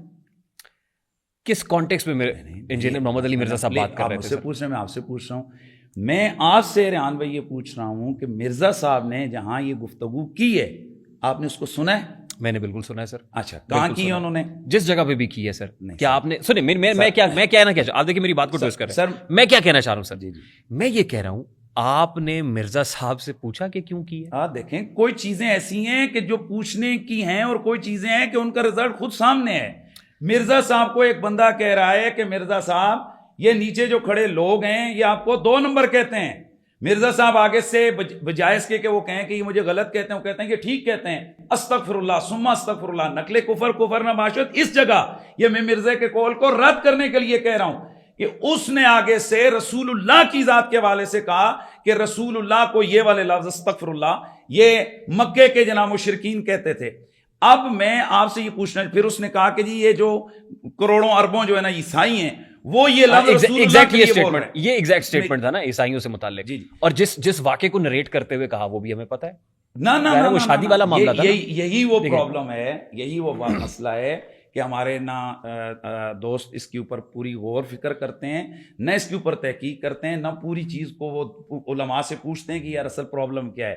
مسئلہ یہ کہ مرزا صاحب کو کہا گیا کہ آپ کو لوگ 2 نمبر کہتے ہیں. مرزا صاحب مقابلے میں معاذ اللہ ثم معاذ اللہ رسول اللہ کی ذات کو لے کر آئے کہ رسول اللہ کو اتنے عرب لوگ یہ والا لفظ بولتے ہیں. پہلا کوسچن یہ کہ اتنے عرب لوگ رسول اللہ کو کہاں یہ والا لفظ بولتے ہیں, بتائیں. اب مجھے یہ بتائیے, وہ دجال والی بات بعد میں آئے گی, پہلے اس کا بتائیں. میں نے مرزا صاحب کو یہ کہتے ہوئے سنا میرے نبی سا ہے ہی کوئی نہیں. جی اگلا مصرع میں نہیں کہتا, وہ آپ کو پتا ہے. جی آپ بات کر لیں, ٹھیک ہے. جب وہ کہہ رہے ہیں کہ میرے نبی سا ہے ہی کوئی نہیں, تو میں کیسے اس انجینئر محمد علی مرزا کو گستاخ رسول معاذ اللہ کہہ دوں کہ اس نے کو بلاسفیمی کی ہے. وہ کہہ رہا ہے, بارہا کہہ رہا ہے کہ میرے نبی سا ہے ہی کوئی نہیں. پاکستان زندہ باد, افواج پاکستان زندہ باد.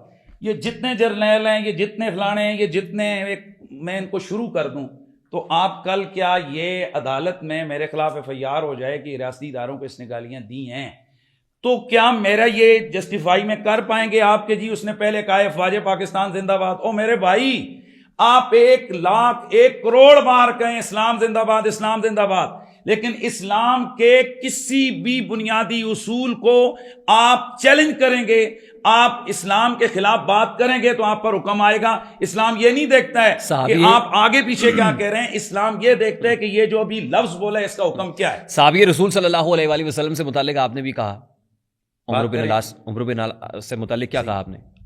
آپ نے غلطی. جی میرا سبقت لسانی ہوئی نا, سنیں نا. اس کے بعد آپ کے پاس ایک موقع تھا, رجوع کا موقع تو سب کے پاس ہوتا ہے, وہ کر لیتا ہے.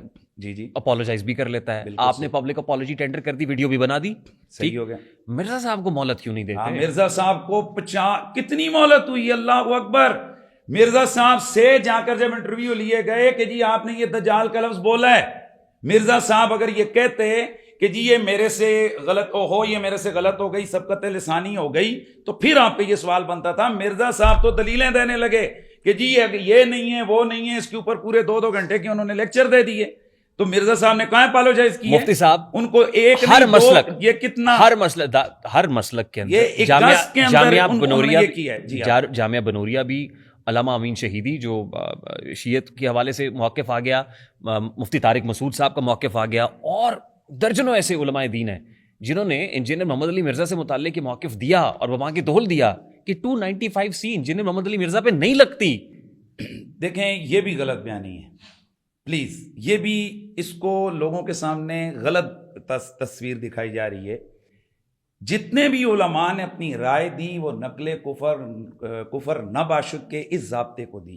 کیا ان علماء نے باقاعدہ باضابطہ ایک سوال کے جواب میں فتویٰ دیا کہ اس تناظر میں کہ مرزا صاحب کو 2 نمبر کہا گیا, انہوں نے اپنے جواب میں استغفر اللہ ایک ایسی بات کہی کہ جو رسول اللہ کے بارے میں عیسائیوں نے نہیں کہی ہوئی. طارق بھائی سنیں, ایک آدمی مجھے گالی دیتا ہے, ٹھیک ہے, میں اس کو کہتا ہوں کہ کیا ہے, مجھے کیا گالی تو دے رہا ہے, پورا پاکستان تو ریحان طارق کو یہی لفظ بول رہا ہے, تو آپ بتائیں یہ آپ کی توہین ہے یا نہیں؟ آپ کہیں کہ مجھے پاکستان میں کس نے کہا ہے؟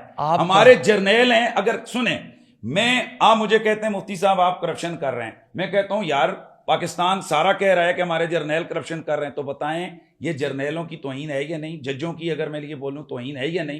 جج کہیں گے بھائی پہلی بات یہ کہ تو پورے پاکستان میں گھوما ہے, تو نے پورے پاکستان مفتی صاحب یہ کمپیریزن غلط ہے سر, یہ کمپیریزن ججوں اور جرنیلوں کو چھوڑے سر. مطلب بالکل اس کو کیا سے اولا کہتے ہیں سر, اسی کے لیے سن لینا سر میری بات, میرا جملہ پورا ہونے پھر آپ بات کر لیں. اس کو کیا سے اولا کہتے ہیں کہ اگر ایک چھوٹے لیول والے کی یہ توہین ہے تو یہ رسول اللہ کی توہین کیوں نہیں ہے؟ اس کو کہتے ہیں کیا سے اولا. ایک شخص کہہ رہا ہے میرے نبی سا ہے ہی کوئی نہیں, پھر وہی سر آپ کو اللہ رب العزت, سر دیکھیں اللہ رب العزت نے آپ کو جو مرتبہ دیا ہے, مفتی صاحب مجھے 50 دفعہ سلوٹ مار کے نا ایک گالی دیں گے تو آپ اس گالی کے مجرم ہیں. ایک آدمی یہ کہے کہ انبیاء جو ہے نا استغفر اللہ معاذ اللہ وہ اپنا پیشاب روکنے پہ قادر نہیں ہے، مفتی صاحب وہ یہ کہے کہ صحابہ جو ہے نا وہ لونڈے لپاڑے، وہ یہ کہے آن دا ریکارڈ کہ ابو حنیفہ کتا ہے، وہ یہ کہے کہ امام قدوری کتا ہے، کتی کے بچے کو کہتے ہیں کہ امام قدوری، وہ یہ کہے کہ عبد القادر جیلانی معاذ اللہ ثم معاذ اللہ. آپ یہ باتیں کیوں کر رہے ہیں؟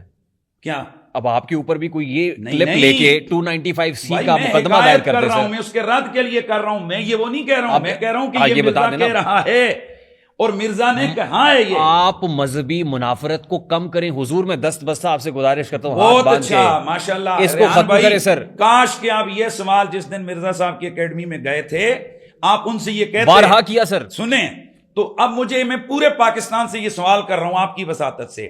ایک آدمی آج آپ کو کتنا دکھ ہو رہا ہے، کہہ رہے ہیں 295C لگتا ہے، کیوں لگتا ہے سر؟ بس یہی مرزا صاحب کی سٹیٹمنٹ ہے. وہ کہتے ہیں کہ یہ اگر وہ یہ فلاں معاملہ نہ ہوتا تو صحابہ پہ 295C لگتا. پھر وہ یہی کہتے ہیں کہ معاذ اللہ لاہور داتا صاحب کو اس نے گستاخ رسول قرار دیا، اس نے معین الدین چشتی اجمیری، اتنے کروڑوں ولیوں، کروڑوں لوگوں کے دلوں کی دھڑکن، اتنے اللہ کے بڑے ولی، ان کو گستاخ رسول قرار دیا. اور ایک دفعہ نہیں، یہ ہمارے ہاں ہی کیوں ہے سر؟ یہ ہمارے ہاں ہی کیوں؟ یہ سعودی عرب میں کیوں نہیں ہو رہا سر؟ بات اب پھیر گئے نا، بات اب پھیر گئے. نہیں، میرا سوال بڑا سادہ ہے سر کہ یہ مرزا داتا صاحب کو گستاخ رسول کہہ سکتا ہے، جو مرزا جیلمی حضرت معین الدین چشتی اجمیری کو گستاخ رسول کہہ رہا ہے، صحابہ کرام کو گستاخ رسول کہہ رہا ہے، وہ مرزا کہہ رہا ہے کہ میرے نبی سا ہے ہی کوئی نہیں. وہ کہتا ہے میرے نبی سا ہے ہی کوئی نہیں. یہ میرے خیال میں اب آپ حضور داتا علی دیکھیں فیصلہ کر سکتے ہیں کہ بھئی ایک آدمی میرے نبی سے ہے ہی کوئی نہیں کہہ کر اللہ کے نبی کی توہین کرے، صحابہ کو لونڈا لپاڑا کہے، صحابہ کو کوڑا کہے، جانور کہے، اور اس کے خلاف ہم یہ بھی ہے جی کہ ہم نہ مارا ماری کریں، نہ کچھ قانون ہاتھ میں لیں. ہم اگر FIR کروائیں پھر بھی ہمارے خلاف ریحان طارق اور باقی جناب والا میڈیا والے لوگ کہتے ہیں کہ یہ کیوں ہو گیا. میں نہیں کہہ رہا، آپ کے اپنے لوگ کہہ رہے ہیں، مفتیان کرام کہہ رہے ہیں کہ 295C متشدد مولویوں نے استعمال کیا اس ملک کے اندر. دیکھیں یہ پاکستان کے سینکڑوں علماء، سینکڑوں مفتیان اعظام، انہوں نے 295C کو بھی، 295A کو بھی، 298 کو بھی، ان تمام کو انہوں نے خود، ابھی تو قرآن بورڈ جو سرکاری ادارہ ہے پنجاب کا، اس نے بھی یہ سفارش کی ہے کہ یہ بندہ پاکستان کے اندر انتہا درجے کی نفرت پھیلا رہا ہے اور توہین کا ارتکاب کر رہا ہے. اس نے کسی کو نہیں چھوڑا، نہ ولیوں کو، نہ صحابہ کو، نہ نبیوں کو. اس کے خلاف اب حل کیا ہے؟ یعنی مجھے یہ بتائیں. چلے مجھے حل بتائیں سر، مجھے حل بتائیں. یہ قانون کے حوالے کریں، کیا کریں؟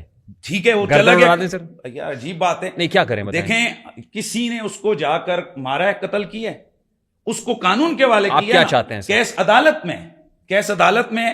اب وہ ان کے وکلاء آئیں گے. عدالت کس نے بنائی ہوئی ہے؟ عجیب بات ہے بھائی، ریاست، جس ریاست کا قانون ہے 295C، اسی ریاست کا ایک نظام ہے، عدالت ہے، اس کے اندر کیس گیا ہوا ہے. اب یہ کیوں رولا ڈالا؟ پھر آپ نے ممتاز قادری پہ، آپ پہ الزام ہے ممتاز قادری کو آپ نے اکسایا. کس طرح؟ میں نے تقریر کی ہے، ایکٹ ان کا خود اپنا تھا. تو اس وقت میں آپ عدالت کے نہیں تھی سامنے سر؟ یہاں پر 2 3 4 حدیثیں جذبات میں بیان کروں، آپ یہاں سے اٹھیں باہر جا کر ایک کام کر دیں. اس وقت عدالت نہیں تھی مفتی صاحب. کیا مطلب؟ کیا پھر آپ ریاست کے اس قانون اور عدالت کو نہیں مانتے کہ جس وقت ایک سنی نہیں، سنی نہیں آپ نے. اب دیکھیں آپ نے میری نیت کے بارے میں آپ نے ججمنٹ دے دی سر. اچھا چلیں سنیے تو کیا میں یہ کہہ رہا ہوں سر، میں یہ کہہ رہا ہوں کہ ایک گارڈ اٹھتا ہے اور بینک کے مینیجر کو اڑا دیتا ہے. آپ ممتاز قادری سے گارڈ پہ آ گئے، ادھر سے ادھر چھلانگ لگا. ممتاز قادری کون تھا؟ یہ نہیں، ایک سیکنڈ، وہ بھی گارڈ ہی تھا نا سر. مینیجر والا معاملہ آپ اس کو جناب مکس اپ نہ کریں. ممتاز قادری والا معاملہ اور ہے، مینیجر والا معاملہ اور ہے. ممتاز قادری جو ایشو ہے اس وقت کے گورنر کے حوالے سے 500 مفتیوں کا فتویٰ ہے کہ حضرت صاحب جو ہے نا وہ فارغ ہو گئے، جس کے بعد ملک کے اندر آپ لوگوں کو نہیں یاد کہ آئف کھڑی ہوئی. لاجیکل اور میرا سوال یہی ہے، اب آپ نے جواب دے دیا. وہاں مفتیان کرام کا فتویٰ امپورٹنٹ ہے یا عدالت امپورٹنٹ ہے؟ یا ریاست کا قانون؟ بھائی اللہ اکبر، ہم مجھ سے، میں نے پھر آپ سے پہلے بات کی، آپ مجھ سے پوچھتے ہیں 2 جمع 2، میں کہوں گا مفتی کا کام ہے وہ کہے 4. آپ پوچھتے ہیں کہ فلاں بندے نے رسول اللہ کو گالی دی ہے، میں کہوں گا مرتد ہے. اب اٹھ کے اس کو کوئی بندہ واسطے جہنم کرتا ہے تو اس کو میں نے تو نہیں کہا ہے کہ بھائی تو اٹھ کے جا کے قتل کر. نہیں. اب مسئلہ یہ سوال کیا ہے میرا سر, مفتیان کرام کا فتویٰ امپورٹنٹ ہے یا ریاست کا قانون اور عدالت امپورٹنٹ ہے؟ دیکھیں قانون یا رول جو ہے اس کا ایک اپنا الگ نوعیت اور جہت ہے, اور فتوے کا ایک الگ جہت ہے. زیادہ امپورٹنٹ کیا ہے سر؟ میری رہنمائی فرمائیں. فتویٰ ہے کیا؟ قرآن و سنت کا بیان, قرآن و سنت کی روشنی میں جواب دینا, یہ فتویٰ ہے. اپلائی کیا ہوگا؟ ٹھیک ہے, اگر اسلامی ریاست ہو, سامنے بیٹھا ہوا جج قرآن و سنت کا ماننے والا ہو, تو وہ ظاہر قرآن و سنت کو پرائرٹی دے گا. لیکن جہاں ججوں کو کلمہ ہی پڑھنا نہ آتا ہو, تو قنوت نہ آتی ہو, تو پھر وہاں پر کیا ہوگا؟ وہاں فتویٰ امپورٹنٹ ہے. کیا پھر وہاں فتویٰ امپورٹنٹ ہوگا؟ نہیں, دیکھیں ہمارا کام ہے کہ ہم ایک شرعی مسئلہ بتائیں.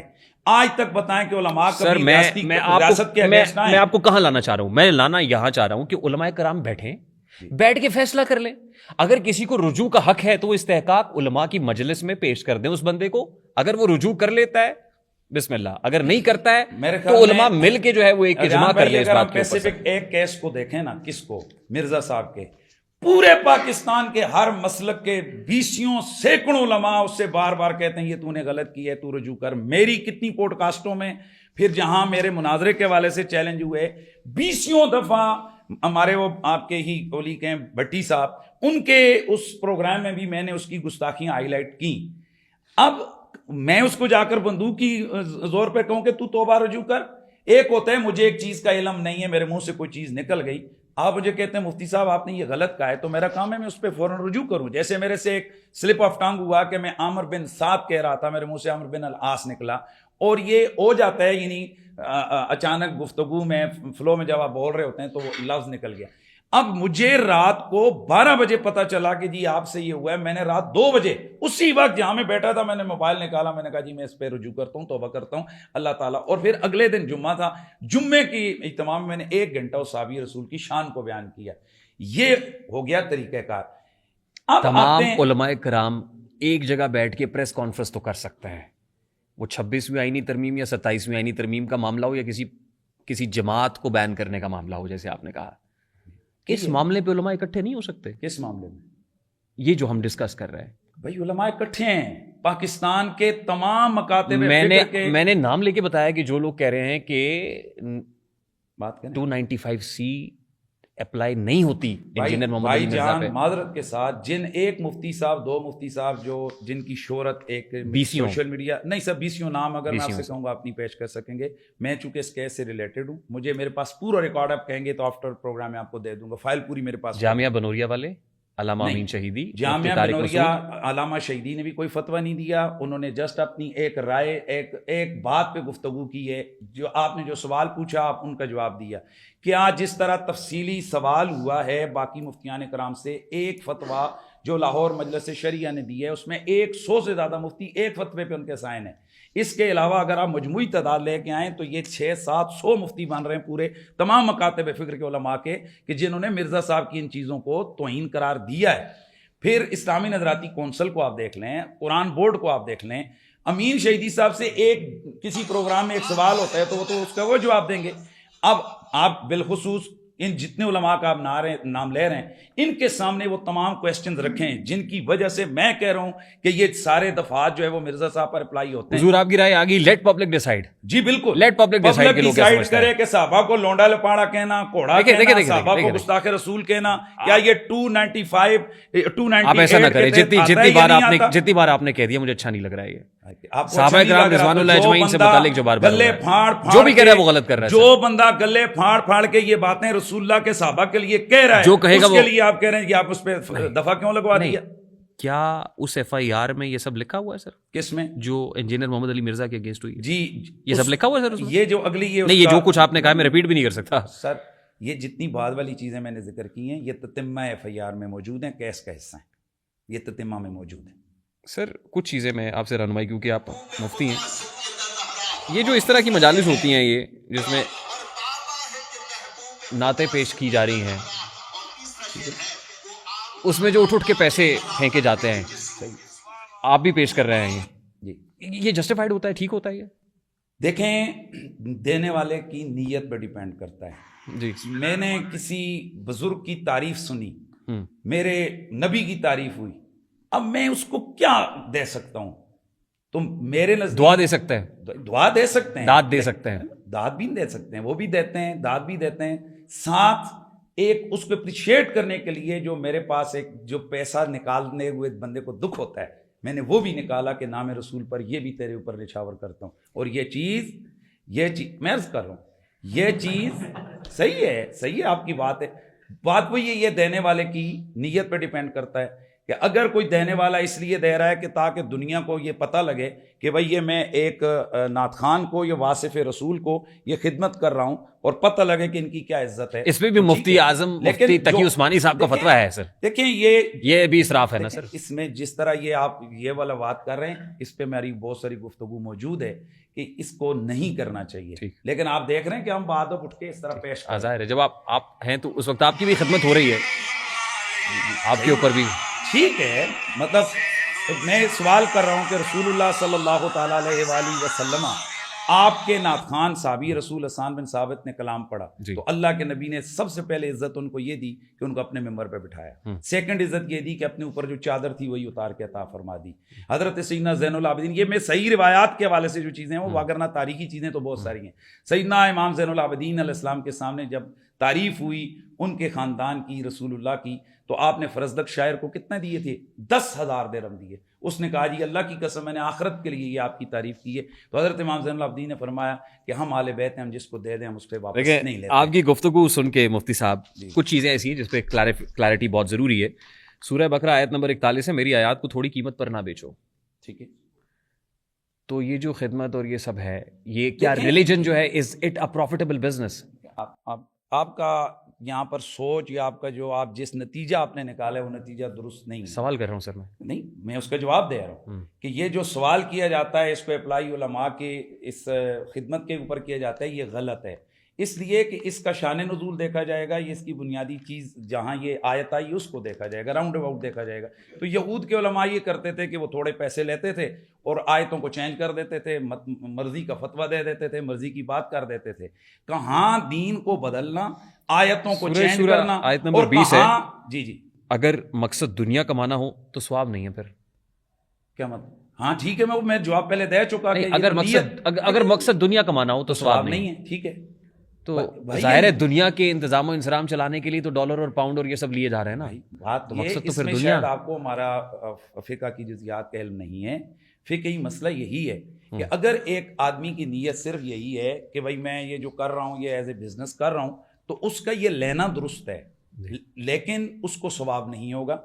اور اگر اس کی نیت یہ ہے کہ میں اللہ کے دین کے لیے جا رہا ہوں, میں کام کر رہا ہوں, آپ آتے ہوئے خوش ہو کر میرے جیب میں مجھے ہدیات نذرانہ دیتے ہیں, بالکل ثواب بھی ہے اور لینا بھی جائز ہے. مسند احمد میں نبی صلی اللہ علیہ وسلم فرماتے ہیں کہ قرآن پڑھو اور اسے کمائی کا ذریعہ نہ بناؤ. ٹھیک ہے, اسی بخاری شریف کے اندر حدیث ہے کہ رسول اللہ کے صحابہ گئے ایک جگہ اور ایک قبیلے کے پاس سے گزرے اور وہاں پر ایک شخص کو دم ڈالا اور اس سے بکریاں لیں. تو واپس آ کر اللہ کے رسول کی خدمت میں عرض کی کچھ صحابہ نے کہ جی انہوں نے تو اس کے عوض میں بکریاں لی ہیں. تو اللہ کے نبی نے کیا یہ حلال ہے یا حرام ہے؟ تو اللہ کے نبی نے فرمایا میرا حصہ بھی بیچ میں رکھنا. بخاری شریف میں ہی ہے. ایسے لوگ سب سے بدتر ہیں جو دین کو کمائی کے لیے استعمال کریں. ٹھیک ہے, یہ پھر وہی پر نیت پر آتا ہے. آپ کسی کی نیت کو کیسے, پہلے آپ کہہ رہے تھے نا نیت, آپ کی کیا نیت ہے کہ میں جو خطاب کر رہا ہوں تو میں اس کو کیا قرآن کو بیچ رہا ہوں, یا میرے ایک مشن ہے, میرا ایک ہے کہ یار یہ جو 1000-2000 لوگ آئیں میں ان کو اللہ کے دین کا, رسول اللہ کی محبت کا پیغام سناؤں. اب اس میں جو منتظمین ہیں وہ اپنی طرف سے میری خدمت کر رہے ہیں, یا جو میرا وقت ہے, یہ جو میری ضروریات ہیں, ان کو بھی پتہ ہے کہ میرا یہی کام ہے, میں اس طرح کر رہا ہوں, تو آخر میری بھی ضروریات ہیں, اس کو اگر وہ ہمارے معاشرے کے اندر لوگ پوری کر رہے ہیں تو اس میں کیا. چلیے مفتی حنیف قریشی صاحب کی نیت پہ تو شک نہیں ہوگا, لیکن اور بہت سے لوگ جو کر رہے ہیں, میں کہہ رہا ہوں میرا پرابلم آپ نہیں ہے, میرا پرابلم سسٹم ہے. پھر کیا کریں گے سر؟ بات وہیں پہ آتی ہے جب آپ پہلے کہہ رہے ہیں کہ نیتوں کا جاننے والا اللہ تبارک و تعالیٰ ہے, تو پھر آپ فیصلہ میں اور آپ کیسے کر سکتے ہیں کہ یہ فلانے کی نیت یہ ہے, جب مجھے ایک بہت بڑا پرابلم ہو رہا ہے سر, یہ نعت خوانی جس انداز میں ہو رہی ہے, میوزک کے اوپر نعتیں بن رہی ہیں, اور پھر وہ ایک صاحب ان پرٹیکولر وہ رم جم ہو رہی ہے, اور جب تک نوٹوں کی بہار ہے وہ رم جم ہی ختم نہیں ہو رہی. اور پھر میں دیکھتا ہوں کہ اس محفل کے اندر علماء کرام بھی بیٹھے ہوئے ہوتے ہیں وہاں پہ, روکتے کیوں نہیں ہاتھ سے پکڑ کے, کیا کر رہے ہو تم؟ دیکھیں قرآن مجید نے واضح طور پر یہ کہا ہے کہ آپ موعظت حسنہ کے ساتھ اور اچھی تدبیر کے ساتھ, جس میں فتنے کا اندیشہ نہ ہو, آپ لوگوں کی تربیت کریں. بے شمار ایسے مقامات ہیں کہ جہاں پر اس طرح کی چیزیں ہوئیں. آفٹر محفل میں نے ان تمام لوگوں کی اصلاح کی اور الحمدللہ اس کا اثر یہ ہوا کہ نہ صرف ان لوگوں نے اس کو قبول کیا بلکہ آئندہ کے لیے نہ کرنے کا عہد مصمم کیا, اور اس کے بعد ان اسٹیجوں پر یہ چیز نظر نہیں آئی. اگر وہیں پر میں کھڑا ہوتا, اوے چپ خاموش بیٹھ جاؤ نیچے, میری تو 2 منٹ کے لیے بلے بلے ہو جانی تھی. واہ واہ قریشی صاحب, آپ نے جناب کیا تیر مارا اور کیا. لیکن ہوتا کیا کہ وہ جو ہزاروں لوگ تھے وہ میرے اسی چیز کو کرٹیسائز کرتے. آپ جیسے لوگ کہتے یار یہ کوئی طریقہ ہے علماء کا, یہ انداز ہوتا ہے کہ وہ جھڑکنا محفل کے اندر. تو کریں کیا, دونوں طرح سے عوام خوش نہیں ہوتی ہے. پھر یہاں پر بھی وہی نیت آئے گی. اگر کوئی اس نیت سے خاموش رہتا ہے کہ یار یہ غلط چیز ہو رہی ہے, انشاءاللہ اس کی میں اصلاح کروں گا اور بہتر انداز سے کروں گا. میں اس لیے پوچھ رہا ہوں کیا اصلاح ہو سکی ہے ابھی تک؟ بالکل ہوئی ہے. یہ محافل تو اسی طریقے سے جاری ہے سر. دیکھیں ہمارے اس میں پرابلم کیا ہے, مسئلہ یہ ہے کہ جہاں علماء کرام کو انوالو کیا جاتا ہے وہاں ان چیزوں کا بہت حد تک جو نا خاتمہ ہو چکا ہے. جہاں جاہل لوگ لگے ہوئے ہیں جن کا کسی کا تو آج کل تو ایک اس کا شہرت کا بھی ایک سلسلہ ہو گیا ہے کہ بھائی ایک آدمی ہے جس نے 10,000 لوگوں کو اپنا چہرہ دکھانا ہے, ویسے اگر وہ کرے گا تو کروڑوں روپے لگا کر بھی اتنے لوگ جمع نہیں کر سکتا. تو اب وہ کیا کرے گا, 2 عمرے کے ٹکٹ رکھے گا, محفل نعت کروا لے گا, پورا شہر اکٹھا ہوگا, تھوڑی خدمت ہو جائے گی, واہ حاجی صاحب زندہ باد آپ نے یہ کر لیا. تو یہ بھی ہمارے معاشرے کا ایک حصہ ہے. اس چیز کی اصلاح کی ضرورت ہے. لیکن اب سوال یہ کہ کہاں اصلاح کی ضرورت نہیں ہے. ابھی تو میں آج جس چیز پہ میں بہت سخت تنگ میرا دل کر رہا ہے, میری اندر غصہ ہے. آج کل میں نے ایک کلپ دیکھا کہ جس میں ایک طرف ایک ینگ لڑکا بیٹھا ہوا ہے اور دوسری طرف ایک لڑکی بیٹھی ہوئی ہے, نعت ہو رہی ہے اور ہو کہاں رہی ہے کراچی میں, جہاں وہ MQM کے وہ جو ہیں عبد فاروق ستار صاحب وہ وہاں پر پاس بیٹھے ہوئے ہیں.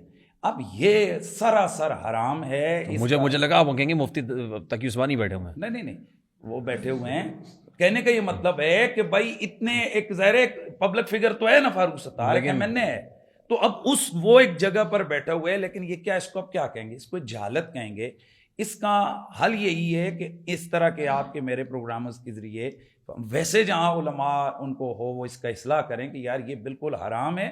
کسی بھی خواتین کا اس طرح سے مردوں کی محفل میں اوپن آنا یا اس طرح اپنی آوازوں کو سب کے سامنے لے کے جانا یہ بالکل حرام ہے. ابھی وہ مجھے کوئی لڑکا بتا رہا تھا کہ یہاں تو وہ نعرے لگا رہے ہیں جی, اور لڑکیاں جناب حق 4 یار حق ہے, وہ اس سے اللہ معاف کرے یہ بہت بڑا وہ حق 4 یار والی جو ہیں نعت خان وہ ہمارے پوڈ کاسٹ میں آئی ہیں, گزشتہ پوڈ کاسٹ میں. اچھا برکت آپ نے لے لی ہے جی. ان سے ہم نے سوال کیے ہیں اور انہوں نے ہر چیز کو کہا, انہوں نے کہا کیونکہ میرے جو استاد ہیں وہ کوئی قاری شاہد صاحب ہیں, تو وہ تو جو وہ کریں گے میں وہی کروں گی. نہیں دیکھیں, قاری شاہ صاحب کوئی مفتی اعظم پاکستان ہے یا ان کا وہ ایک نعت خان ہے, اس کا استاد اس معنی میں ہے کہ اس نے سریں یا سٹائل وہ اس سے سیکھا ہے. تو باقی قاری شاہد صاحب خود جو ہے نا, خدا کا واسطہ یہ بند کرائیں, خدا کا واسطہ ہم تو آپ سے ریکویسٹ کرتے ہیں سر, یہ کہ آپ کے ساتھ ہیں, ہم لوگ کوشش دیکھیں, کوشش ہے ہر ہمارے ربیع الاول شریف کے پروگراموں میں ناچ گانا اس طرح سے سلسلہ ہوتا تھا, کافی حد تک اس پہ کنٹرول ہو گیا. اس دفعہ الحمدللہ ہمارے راول پنڈی کے اندر ایک کیس بھی رپورٹ نہیں. وہ بینر لگے ہوئے تھے CCD,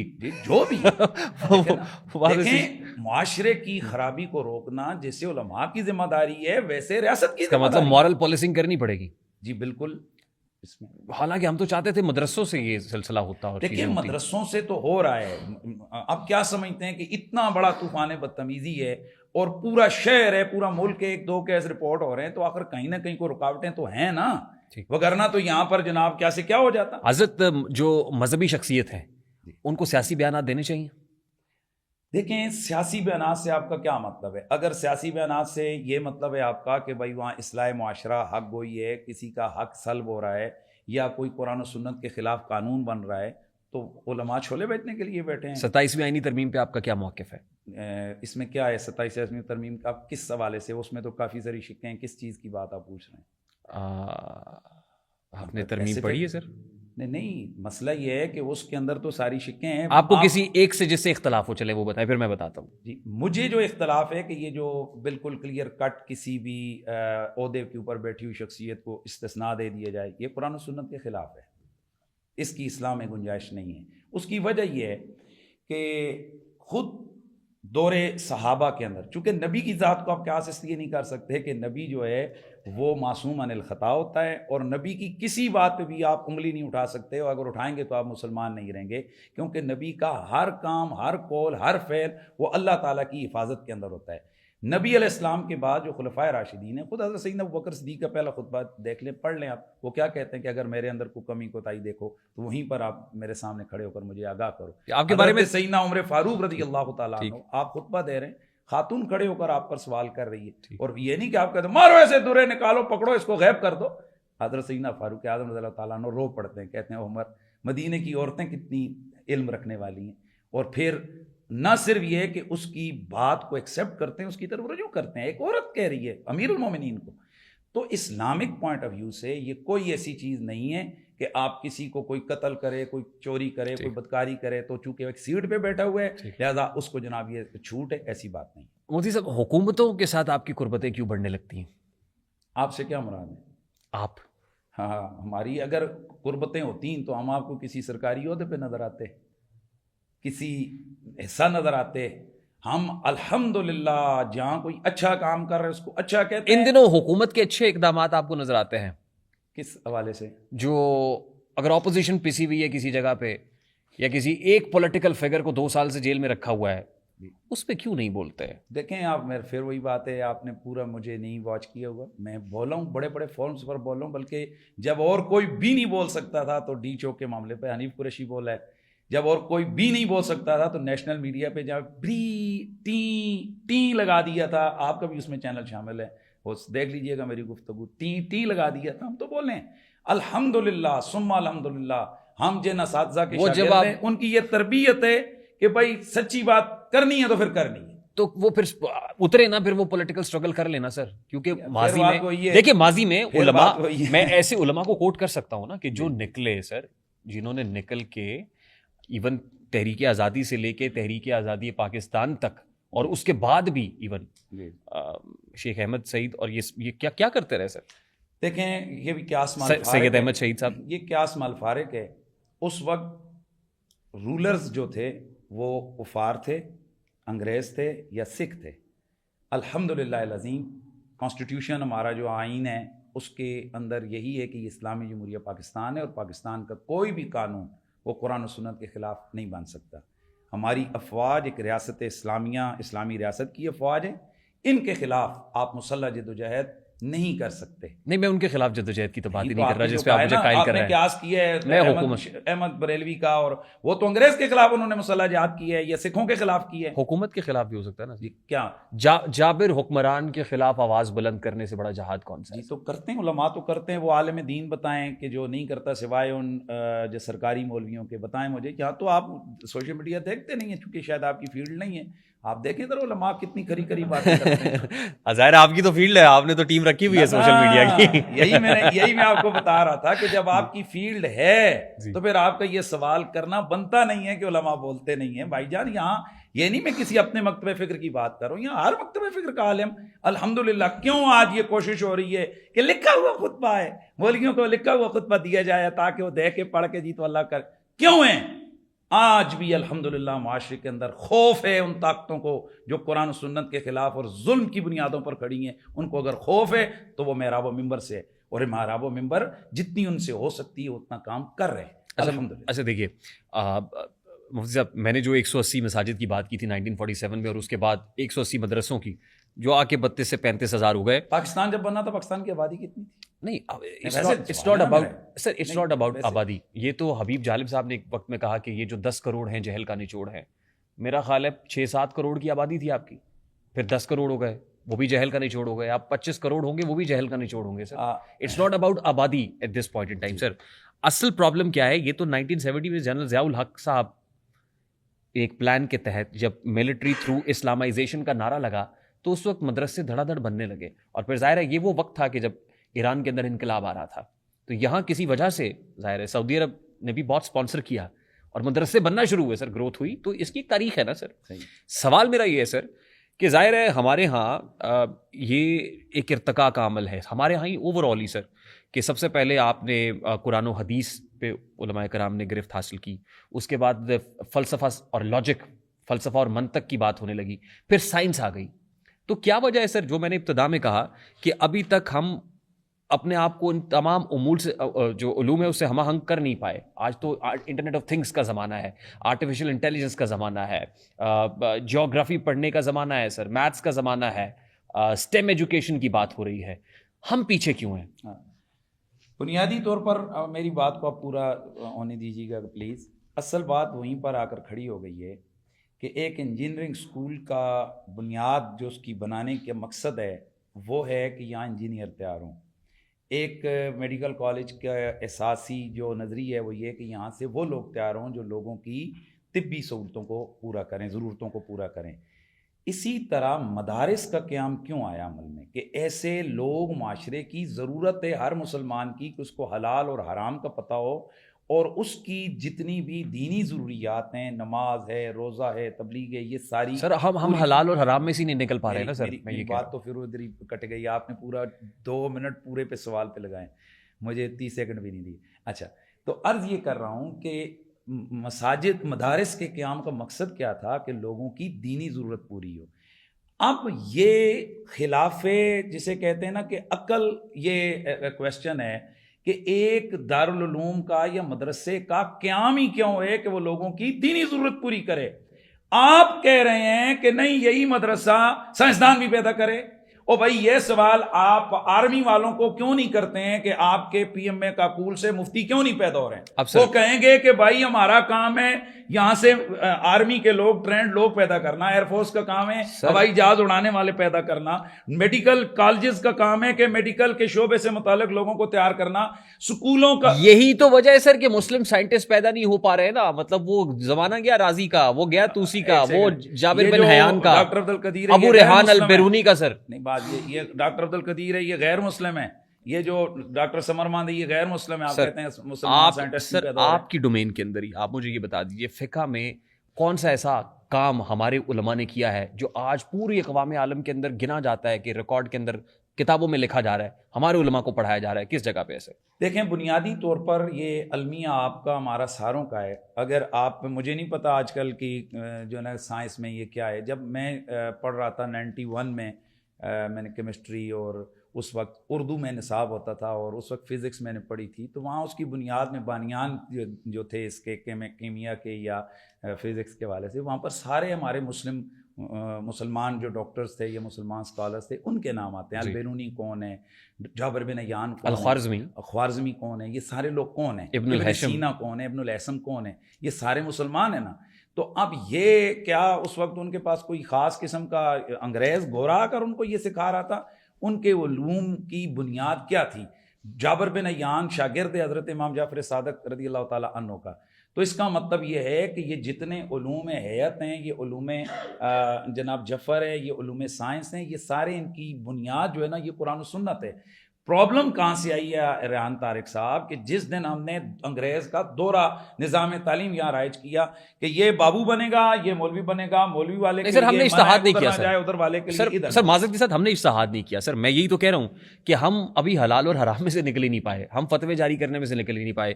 وہ فلسفی اور منطق ہم نے سیکھنا شروع کی, لیکن جب وہ سائنس کا دور آیا تو ہم پیچھے رہ گئے. ویسے طارق بھائی ایک سوال ہے, ریحان بھائی ایک سوال پر جواب, مجھے ایک شعر آ رہا ہے سر, بھول جاؤں گا شعر بعد میں پڑھیے گا. یہ بتائیں کہ مدرسوں کا فگر تو آپ کو 35,000 پتہ ہے, پاکستان کے اندر سکول اور کالجز یونیورسٹیاں ملا کر کتنے بنتے ہیں؟ ہزاروں ہوں گے سر, ہزاروں ہوں گے, لاکھوں ہوں گے, چلیں لاکھوں کر لیں سر. تو میرا یہ سوال ہے کہ ان یونیورسٹیوں سے, ان کالجز سے, ان سے جس کے لیے یہ بنائے گئے ہیں, یہ بڑے بڑے میڈیکل کالج, یہ بڑے بڑے جناب والا سائنس جہاں سے پڑھتے بچے ہیں, لاکھ بچہ پڑھتا ہے, کوئی 2-4 ایسے ہوتے ہیں جو سائنٹسٹ بنتے ہیں. تو یہ سوال ادھر آپ کیوں نہیں کر رہے ہیں ان اسکولوں کالجوں کو کہ بھائی آپ کا جس مقصد کے لیے آپ کو بنایا گیا تھا آپ نے قوم کو کیا دیا ہے؟ مدارس تو بنے ہی کس کے لیے تھے کہ وہ دینی ضرورت پوری کریں. بتائیں مجھے پاکستان کے اندر وہ کون سی دینی ضرورت ہے جو آپ لوگوں کی پوری نہیں ہو رہی ہے؟ چلیں جواب دیں. مسجد کے اندر ایک بچہ جاتا ہے, اس نے سرخ رنگ کی خدا نہ خواستہ پتلون پہن لی ہے, اس کو ایسی جھڑک پڑتی ہے کہ وہ دوبارہ مسجد میں جاتا ہے. غلط ہے, جھوٹ ہے. ایک مسجد کا جو پیش امام ہے نا مفتی صاحب, وہ کیا کرتا ہے کہ وہ جب اقامت کہہ رہا ہوتا ہے نا, मौजन, तो वो पहली सफ़ के अंदर बंदे चुन रहा होता है, ये सेठ साहब इस सफ़ में आएंगे, ये कुर्सी सीधी करो, यहाँ बैठेंगे, और वो जो मदरसे के बच्चे होते हैं वो बेचारे वो पीछे चले जाते हैं पिछली सफ़ के अंदर। पता है पाकिस्तान में क्या हो रहा है? नहीं, ये हो रहा है या नहीं हो रहा सर? पाकिस्तान में पता है क्या हो रहा है? सहाफ़ी लिफाफे लेते हैं और उनके प्लॉट, बेरिया वाले के मालिक से वो प्लॉट लेते हैं, बिक रहे हैं। इस तरह जनाब दुकानों पे सौदा नहीं बिकता जिस तरह साफी बिक रहे हैं। तो ये करने से मैं पेश इमाम जो कर रहा है या मसाजिद कर रहे हैं उसको जस्टिफाई कर देंगे सर? आगे ना, two wrongs can never make right. सुनने वाले इसको अच्छी अंदाज से ये आपका कयास है, आपका गुमान है कि ये हो रहा है। मेरा जवाब हो गया, मेरा जवाब हो गया, ये आपका गुमान है रेहान तारिक। किसी एक बकौल आपके पाकिस्तान में लाखों मदरसे, लाखों मस्जिदें, अगर लाखों मस्जिदों में से कहीं 2-4 केस रिपोर्ट हो गए, उसकी तनासब निकालें, और आपके चंद 100 साफी हैं, उनमें से दर्जनों तो वो हैं जिनकी वीडियोस अभी मौजूद हैं। मेरा क्यास माल फारिक है, तो जहां लाखों में सर वो मुझे वीडियो दिखाई जहां पे लिफाफा अभी मैं नाम लूंगा ना तो फिर सर जो खुद एतराफ कर रही हैं, जो उनकी जनाब के भाई बताएं, जो है ना आपके बेरिया टाउन का मालिक किसको क्या प्लाट दे रहा है, आपको पता है सर? आपको नहीं पता है सर? आपको आपके ना फैक्ट्स के लिए देखिए, अब आपके फैक्ट्स गलत हैं यहाँ पे।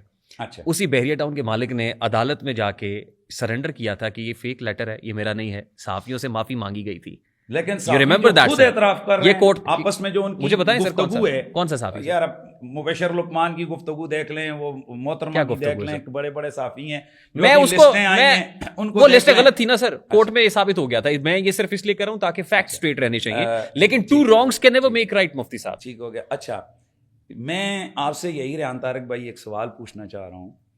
जिस तरह आपने कहा है, आपके कितनी इनकम है, आप क्या करते हैं, हमारे पाकिस्तान के अंदर जो साफ़ी हैं अरबों रुपए के मालिक हैं, जो मेरी चंद एक साफ़ियों को मैं जानता हूँ। जेलस हो रहे हैं? नहीं, जेलस नहीं हो रहा हूँ। मैं हकीकत बयान कर रहा हूँ कि क्या कभी उनसे किसी ने पूछने की कोशिश की है कि भाई आपकी तनख्वाह इतनी है, आपका खर्चा इतना है, लेजरी लाइफ है आपकी, आपके इतने बैरून मुल्क के दौरे हैं, ये इतना, ये आपके पास ये एसेट्स कहाँ से आए, बैरून मुल्क अरबों रुपए आप लेकर गए। असल प्रॉब्लम ये है कि हमें उनसे पूछने चाहिए जिनके हैं जी। तो मैं यही कहना चाह रहा हूँ कि पाकिस्तान में अल्हम्दुलिल्लाह ये जो आपने बात की है ना, ये वही मिर्ज़ा साहब का स्टाइल है कि कहीं किसी दूर देहात के अंदर कोई एक जाहिल आमिल और पीर जो है ना वो सजदे करवा रहा है, या कोई आलिम दीन किसी अस्तगफिरुल्लाह माज़अल्लाह कहीं गलत हरकत उसकी रिपोर्ट हो गई, FIR हो गई, तो उसको सामने रखकर वो जो लाखों उलमा और लाखों मदारिस पढ़ाने वाले लोग हैं उन सब की कैरेक्टर एसेसिनेशन मैं तो ये आपने भी वही किया कि एक इमाम साहब कहता है कि आप आगे आओ। मुफ्ती साहब मैंने ये होते हुए देखा है, मैंने आंख से होते हुए देखा है सर। मैं तो अपने मोहल्ले की मस्जिद में, मैं तो अपने मोहल्ले की मस्जिद में हर नमाज में होते हुए देखता हूँ सर। क्या हर जुमे में सिर्फ सेठों के लिए उसमें जो सेठ साहब हैं, मुखैर हजरात हैं, उनके लिए दुआ हो रही होती है, बाकियों का क्या कसूर है सर? एक मिनट, आपने मसलन मैंने एक अपील की कि मेरी मस्जिद को यहाँ इस सफ़ों की ज़रूरत है, एक सेठ साहब खड़े हो गए, उन्होंने कहा सर ये मैं डलवा दूंगा ये सफ़ें, तो मैं क्या करूं? उसको कहूं कि शट अप, बैठ जाओ। क्यों? तुमने, मैं सी कहूंगा अल्लाह आपको बरकत दे सेठ साहब, अल्लाह ताला आपके रिज़्क़ में बरकतें अता फरमाए, ये सुन्नत रसूल है, ठीक है साहब। तो अगर सेठ मस्जिद की खिदमत करता है तो उसके लिए दुआ भी होगी, और अगली सफ में खड़े होना भी उसी का हक है। नहीं, ऐसा होता ही नहीं है। मैं आपकी बिल्कुल, ये आपकी कहीं आए किसी जाहिल, किसी जनाब वाला बंदे की बात, चले आप हमें जाहिल कह लें सर, लेकिन आपकी नहीं जी, किसी जाहिल जिस इमाम की आप बात कर रहे हो, कोई जाहिल बंदा होगा, इसका कोई ये नहीं है कि आप पाकिस्तान में लाखों मस्जिदों के इमाम है तो आप उनको कहें कि वो सेठों। सर हमारे यहाँ मलूकियत और मौरूसियत है या नहीं है? बिल्कुल है, हर जगह है। सियासत में भी है, जर्नल का बेटा कर्नल जर्नल ही बनता है, सियासतदान का बेटा सियासतदान ही बनता है, मौरूसियत तो हर जगह। या मदरसे का जो मोहतमम है उसका बेटा मोहतमम ही बनेगा, यानी मदरसा चलाने वाला उसका आगे से बेटा, और ये वो ज्यादातर ऐसे दीन में, इस्लाम में तो ये मलूकियत और मौरूसियत तो नहीं है ना सर? फिर क्यों हो रहा है? मलूकियत और मौरूसियत ये गलत है, ये आप इसको नहीं कह सकते हैं। मलूकियत और मौरूसियत क्या है कि अगर एक बाप हाकिम है तो उसका बेटा बगैर उस जना अहलियत के सिर्फ इस बेस पर उसकी जगह पर बैठ जाए कि भाई ये उसका बेटा है। तो अगर कहीं किसी मदरसे के मोहतमिम का बेटा मोहतमिम बनता है तो मोहतमिम का मतलब क्या होता है कि उसका निज़ाम चलाना, एहतमाम करना।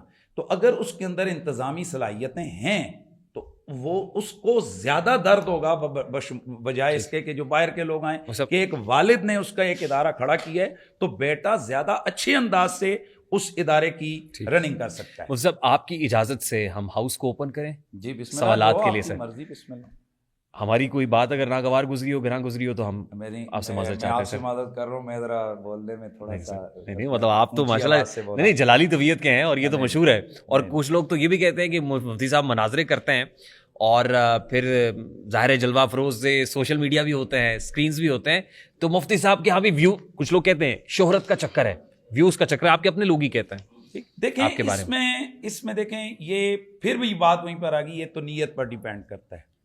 آپ میری نیت میرا اللہ جانتا ہے کہ اگر میں یہ ناصر مدنی صاحب ہے, جانتے ہیں مکھن میری ملائی مفتی آپ کی بات کر رہے ہیں. مفتی طارق مسعود صاحب پہنچے. یہ دیکھیں تو جی السلام علیکم, میرا چاند میرا مکھن میری ملائی مفتی انیف قریشی صاحب جہلم پہنچے. یہ وہی ہوا جیسے مفتی طارق مسعود صاحب پہنچے. تو بھائی مناظرہ تو ہوتا ہے دونوں پارٹیوں میں, جناب اعلیٰ شرائط طے ہوتی ہیں, پھر دونوں فریقین تیار ہوتے ہیں کہ میں مناظرہ کروں گا, دوسرا کہتا ہے میں اس کا جواب مناظر ہوں گا. تو کیا یہ لوگوں کے آپ نے مائنڈ سیٹ صرف یوٹیوبروں کو راضی کرنے کے لیے, ڈالر کمانے کے لیے, صرف چینلوں کو اوپر لے جانے کے لیے یہ کام شروع کیا ہوا ہے؟ خدا کے لیے کوئی آپ کیا ڈالر کمانے کے لیے یہ کام کرتے ہیں؟ دیکھیں یہ ایک شخص ہے, آزادی اظہار رائے کا ہر بندے کو حق حاصل ہے.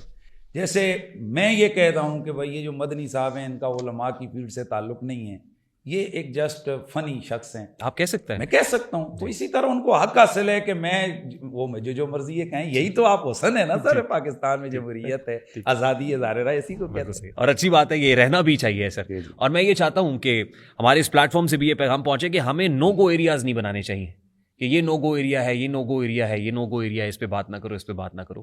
بات تو کرنی چاہیے نا سر. لیکن اس بندے کو بات کرنی چاہیے کہ جس کے پاس علم ہو, جاہلوں کو پریکٹس نہیں کرنی چاہیے. مجھے یہ حق نہیں پہنچتا ہے کہ میں کہوں کہ ڈاکٹر عبدالقدیر نے یہ جو ایٹم بم بنایا تو اس کو یوں کرنا چاہیے تھا, یہ جو فلاں جو ڈاکٹر ہے اس نے جو آپریشن کی ہے تو اس کو یہاں سے کرنا چاہیے تھا. میرے پاس نالج نہیں ہے تو مجھے کیا حق حاصل ہے؟ بالکل صحیح. اسی طرح اگر کسی کو دین کا علم نہیں ہے تو اس کو کوئی حق حاصل نہیں ہے کہ وہ دین کا علم نہ رکھنے کے باوجود پھر وہ ایسے سوالات کرے کہ جو اس نہیں, سوال تو وہ کر سکتا ہے نا, لیکن عالم دین کے سامنے بیٹھ دیکھیں سیکھنے کے لیے سوال کر سکتا ہے, لیکن کسی چیز کو یا دین کو ڈیگریڈ کرنے کے لیے وہ ایسے سوال اٹھائے کہ جو لایانی سوال ہوں, تو اس کو اجازت نہیں ہے. ٹرو.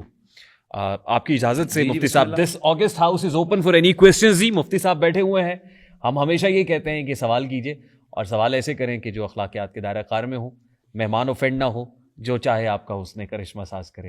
السلام علیکم, میرا نام شاہزین احمد ہے. میرا تعلق ضلع مانسرہ کی تحصیل بفا پکھل مولانا غلام غوث ہزاروی کے شہر سے ہے. مفتی صاحب, میرا سوال یہ تھا کہ جب ہم کہتے ہیں کہ دین اسلام ایک مکمل نظام حیات ہے, لیکن آج افسوس کے ساتھ کہنا پڑتا ہے کہ ہم نے دین اسلام کو نماز, روزہ, زکوٰۃ اور حج تک محدود کر دیا, لیکن وہی دین اسلام نہ ہی ہماری عدالت میں نظر آ رہا ہے, نہ ہمارے تجارت میں نظر آ رہا ہے, نہ ہی ہماری گھریلو زندگیوں میں نظر آ رہا ہے.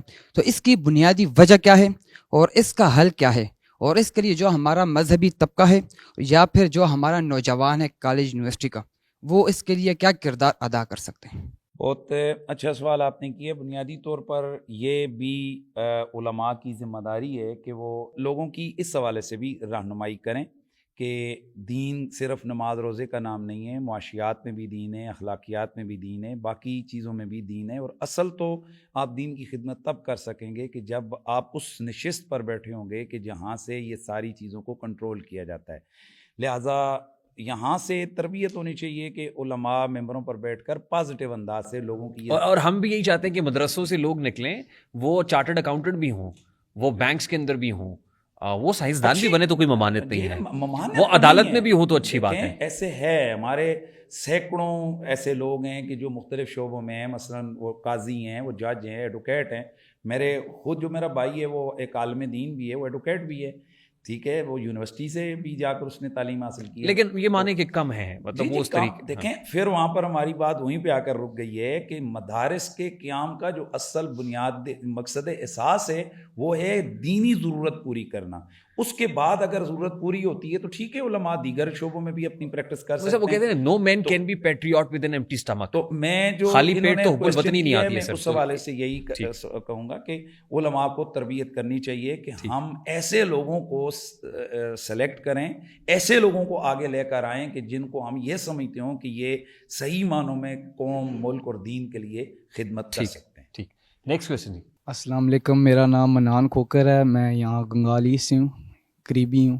تو میرا مفتی صاحب سے یہی سوال ہے کہ آج کل کی یوتھ کے بارے میں یہ کوئی پیغام دینا چاہیں گے، کیونکہ یوتھ جو سوشل میڈیا پہ لگی ہوئی ہے، نوجوان لڑکیاں، نوجوان لڑکے، ان کے بارے میں کیا پیغام ہے؟ علماء ان کے بارے میں کوئی ایسی بات نہیں نکلی جو ان کے بارے میں بتائی گئی ہوگی، یہ کریں یا نہ کریں. ٹھیک. اچھا مفتی صاحب وہ پوچھنا چاہ رہے ہیں یہ جو خاص طور پہ فیملی ولاگنگ ہو رہی ہے، گھر کی خواتین کو دکھایا جا رہا ہے، یا ٹک ٹاک کے اوپر جس انداز میں فوش ڈانس ہو رہے ہیں اور اس کے ذریعے سے اس کو انکم کا ایک ذریعہ بنایا ہوا ہے پیسے کمانے کا، تو اس بارے میں وہ کہتے ہیں کہ علماء پہلی کی کیا بات ہے؟ تو یہ کہ اس طرح کی انکم، چونکہ آپ نے ظاہر میں مفتی ہوں، آپ مجھ سے شرعی کویشچن پوچھیں گے تو میں اس کا جواب دوں گا، کیونکہ یہ بھی ہماری ذمہ داری ہے کہ ہم اس کی حیثیت کو واضح کریں. ایسی کمائی بالکل حرام ہے کہ جس کی بنیاد خلاف شریعت امر ہو. یعنی اگر اس طرح سے ولاگنگ ہو کہ جس میں معاذ اللہ، دیکھیں ہم ایک مشرقی اس معاشرے سے ہمارا تعلق ہے، اور ہمارا تھا ہی کیا، ہمارے غیرت تھی، عزت تھی، ہمارا ایک وقار تھا.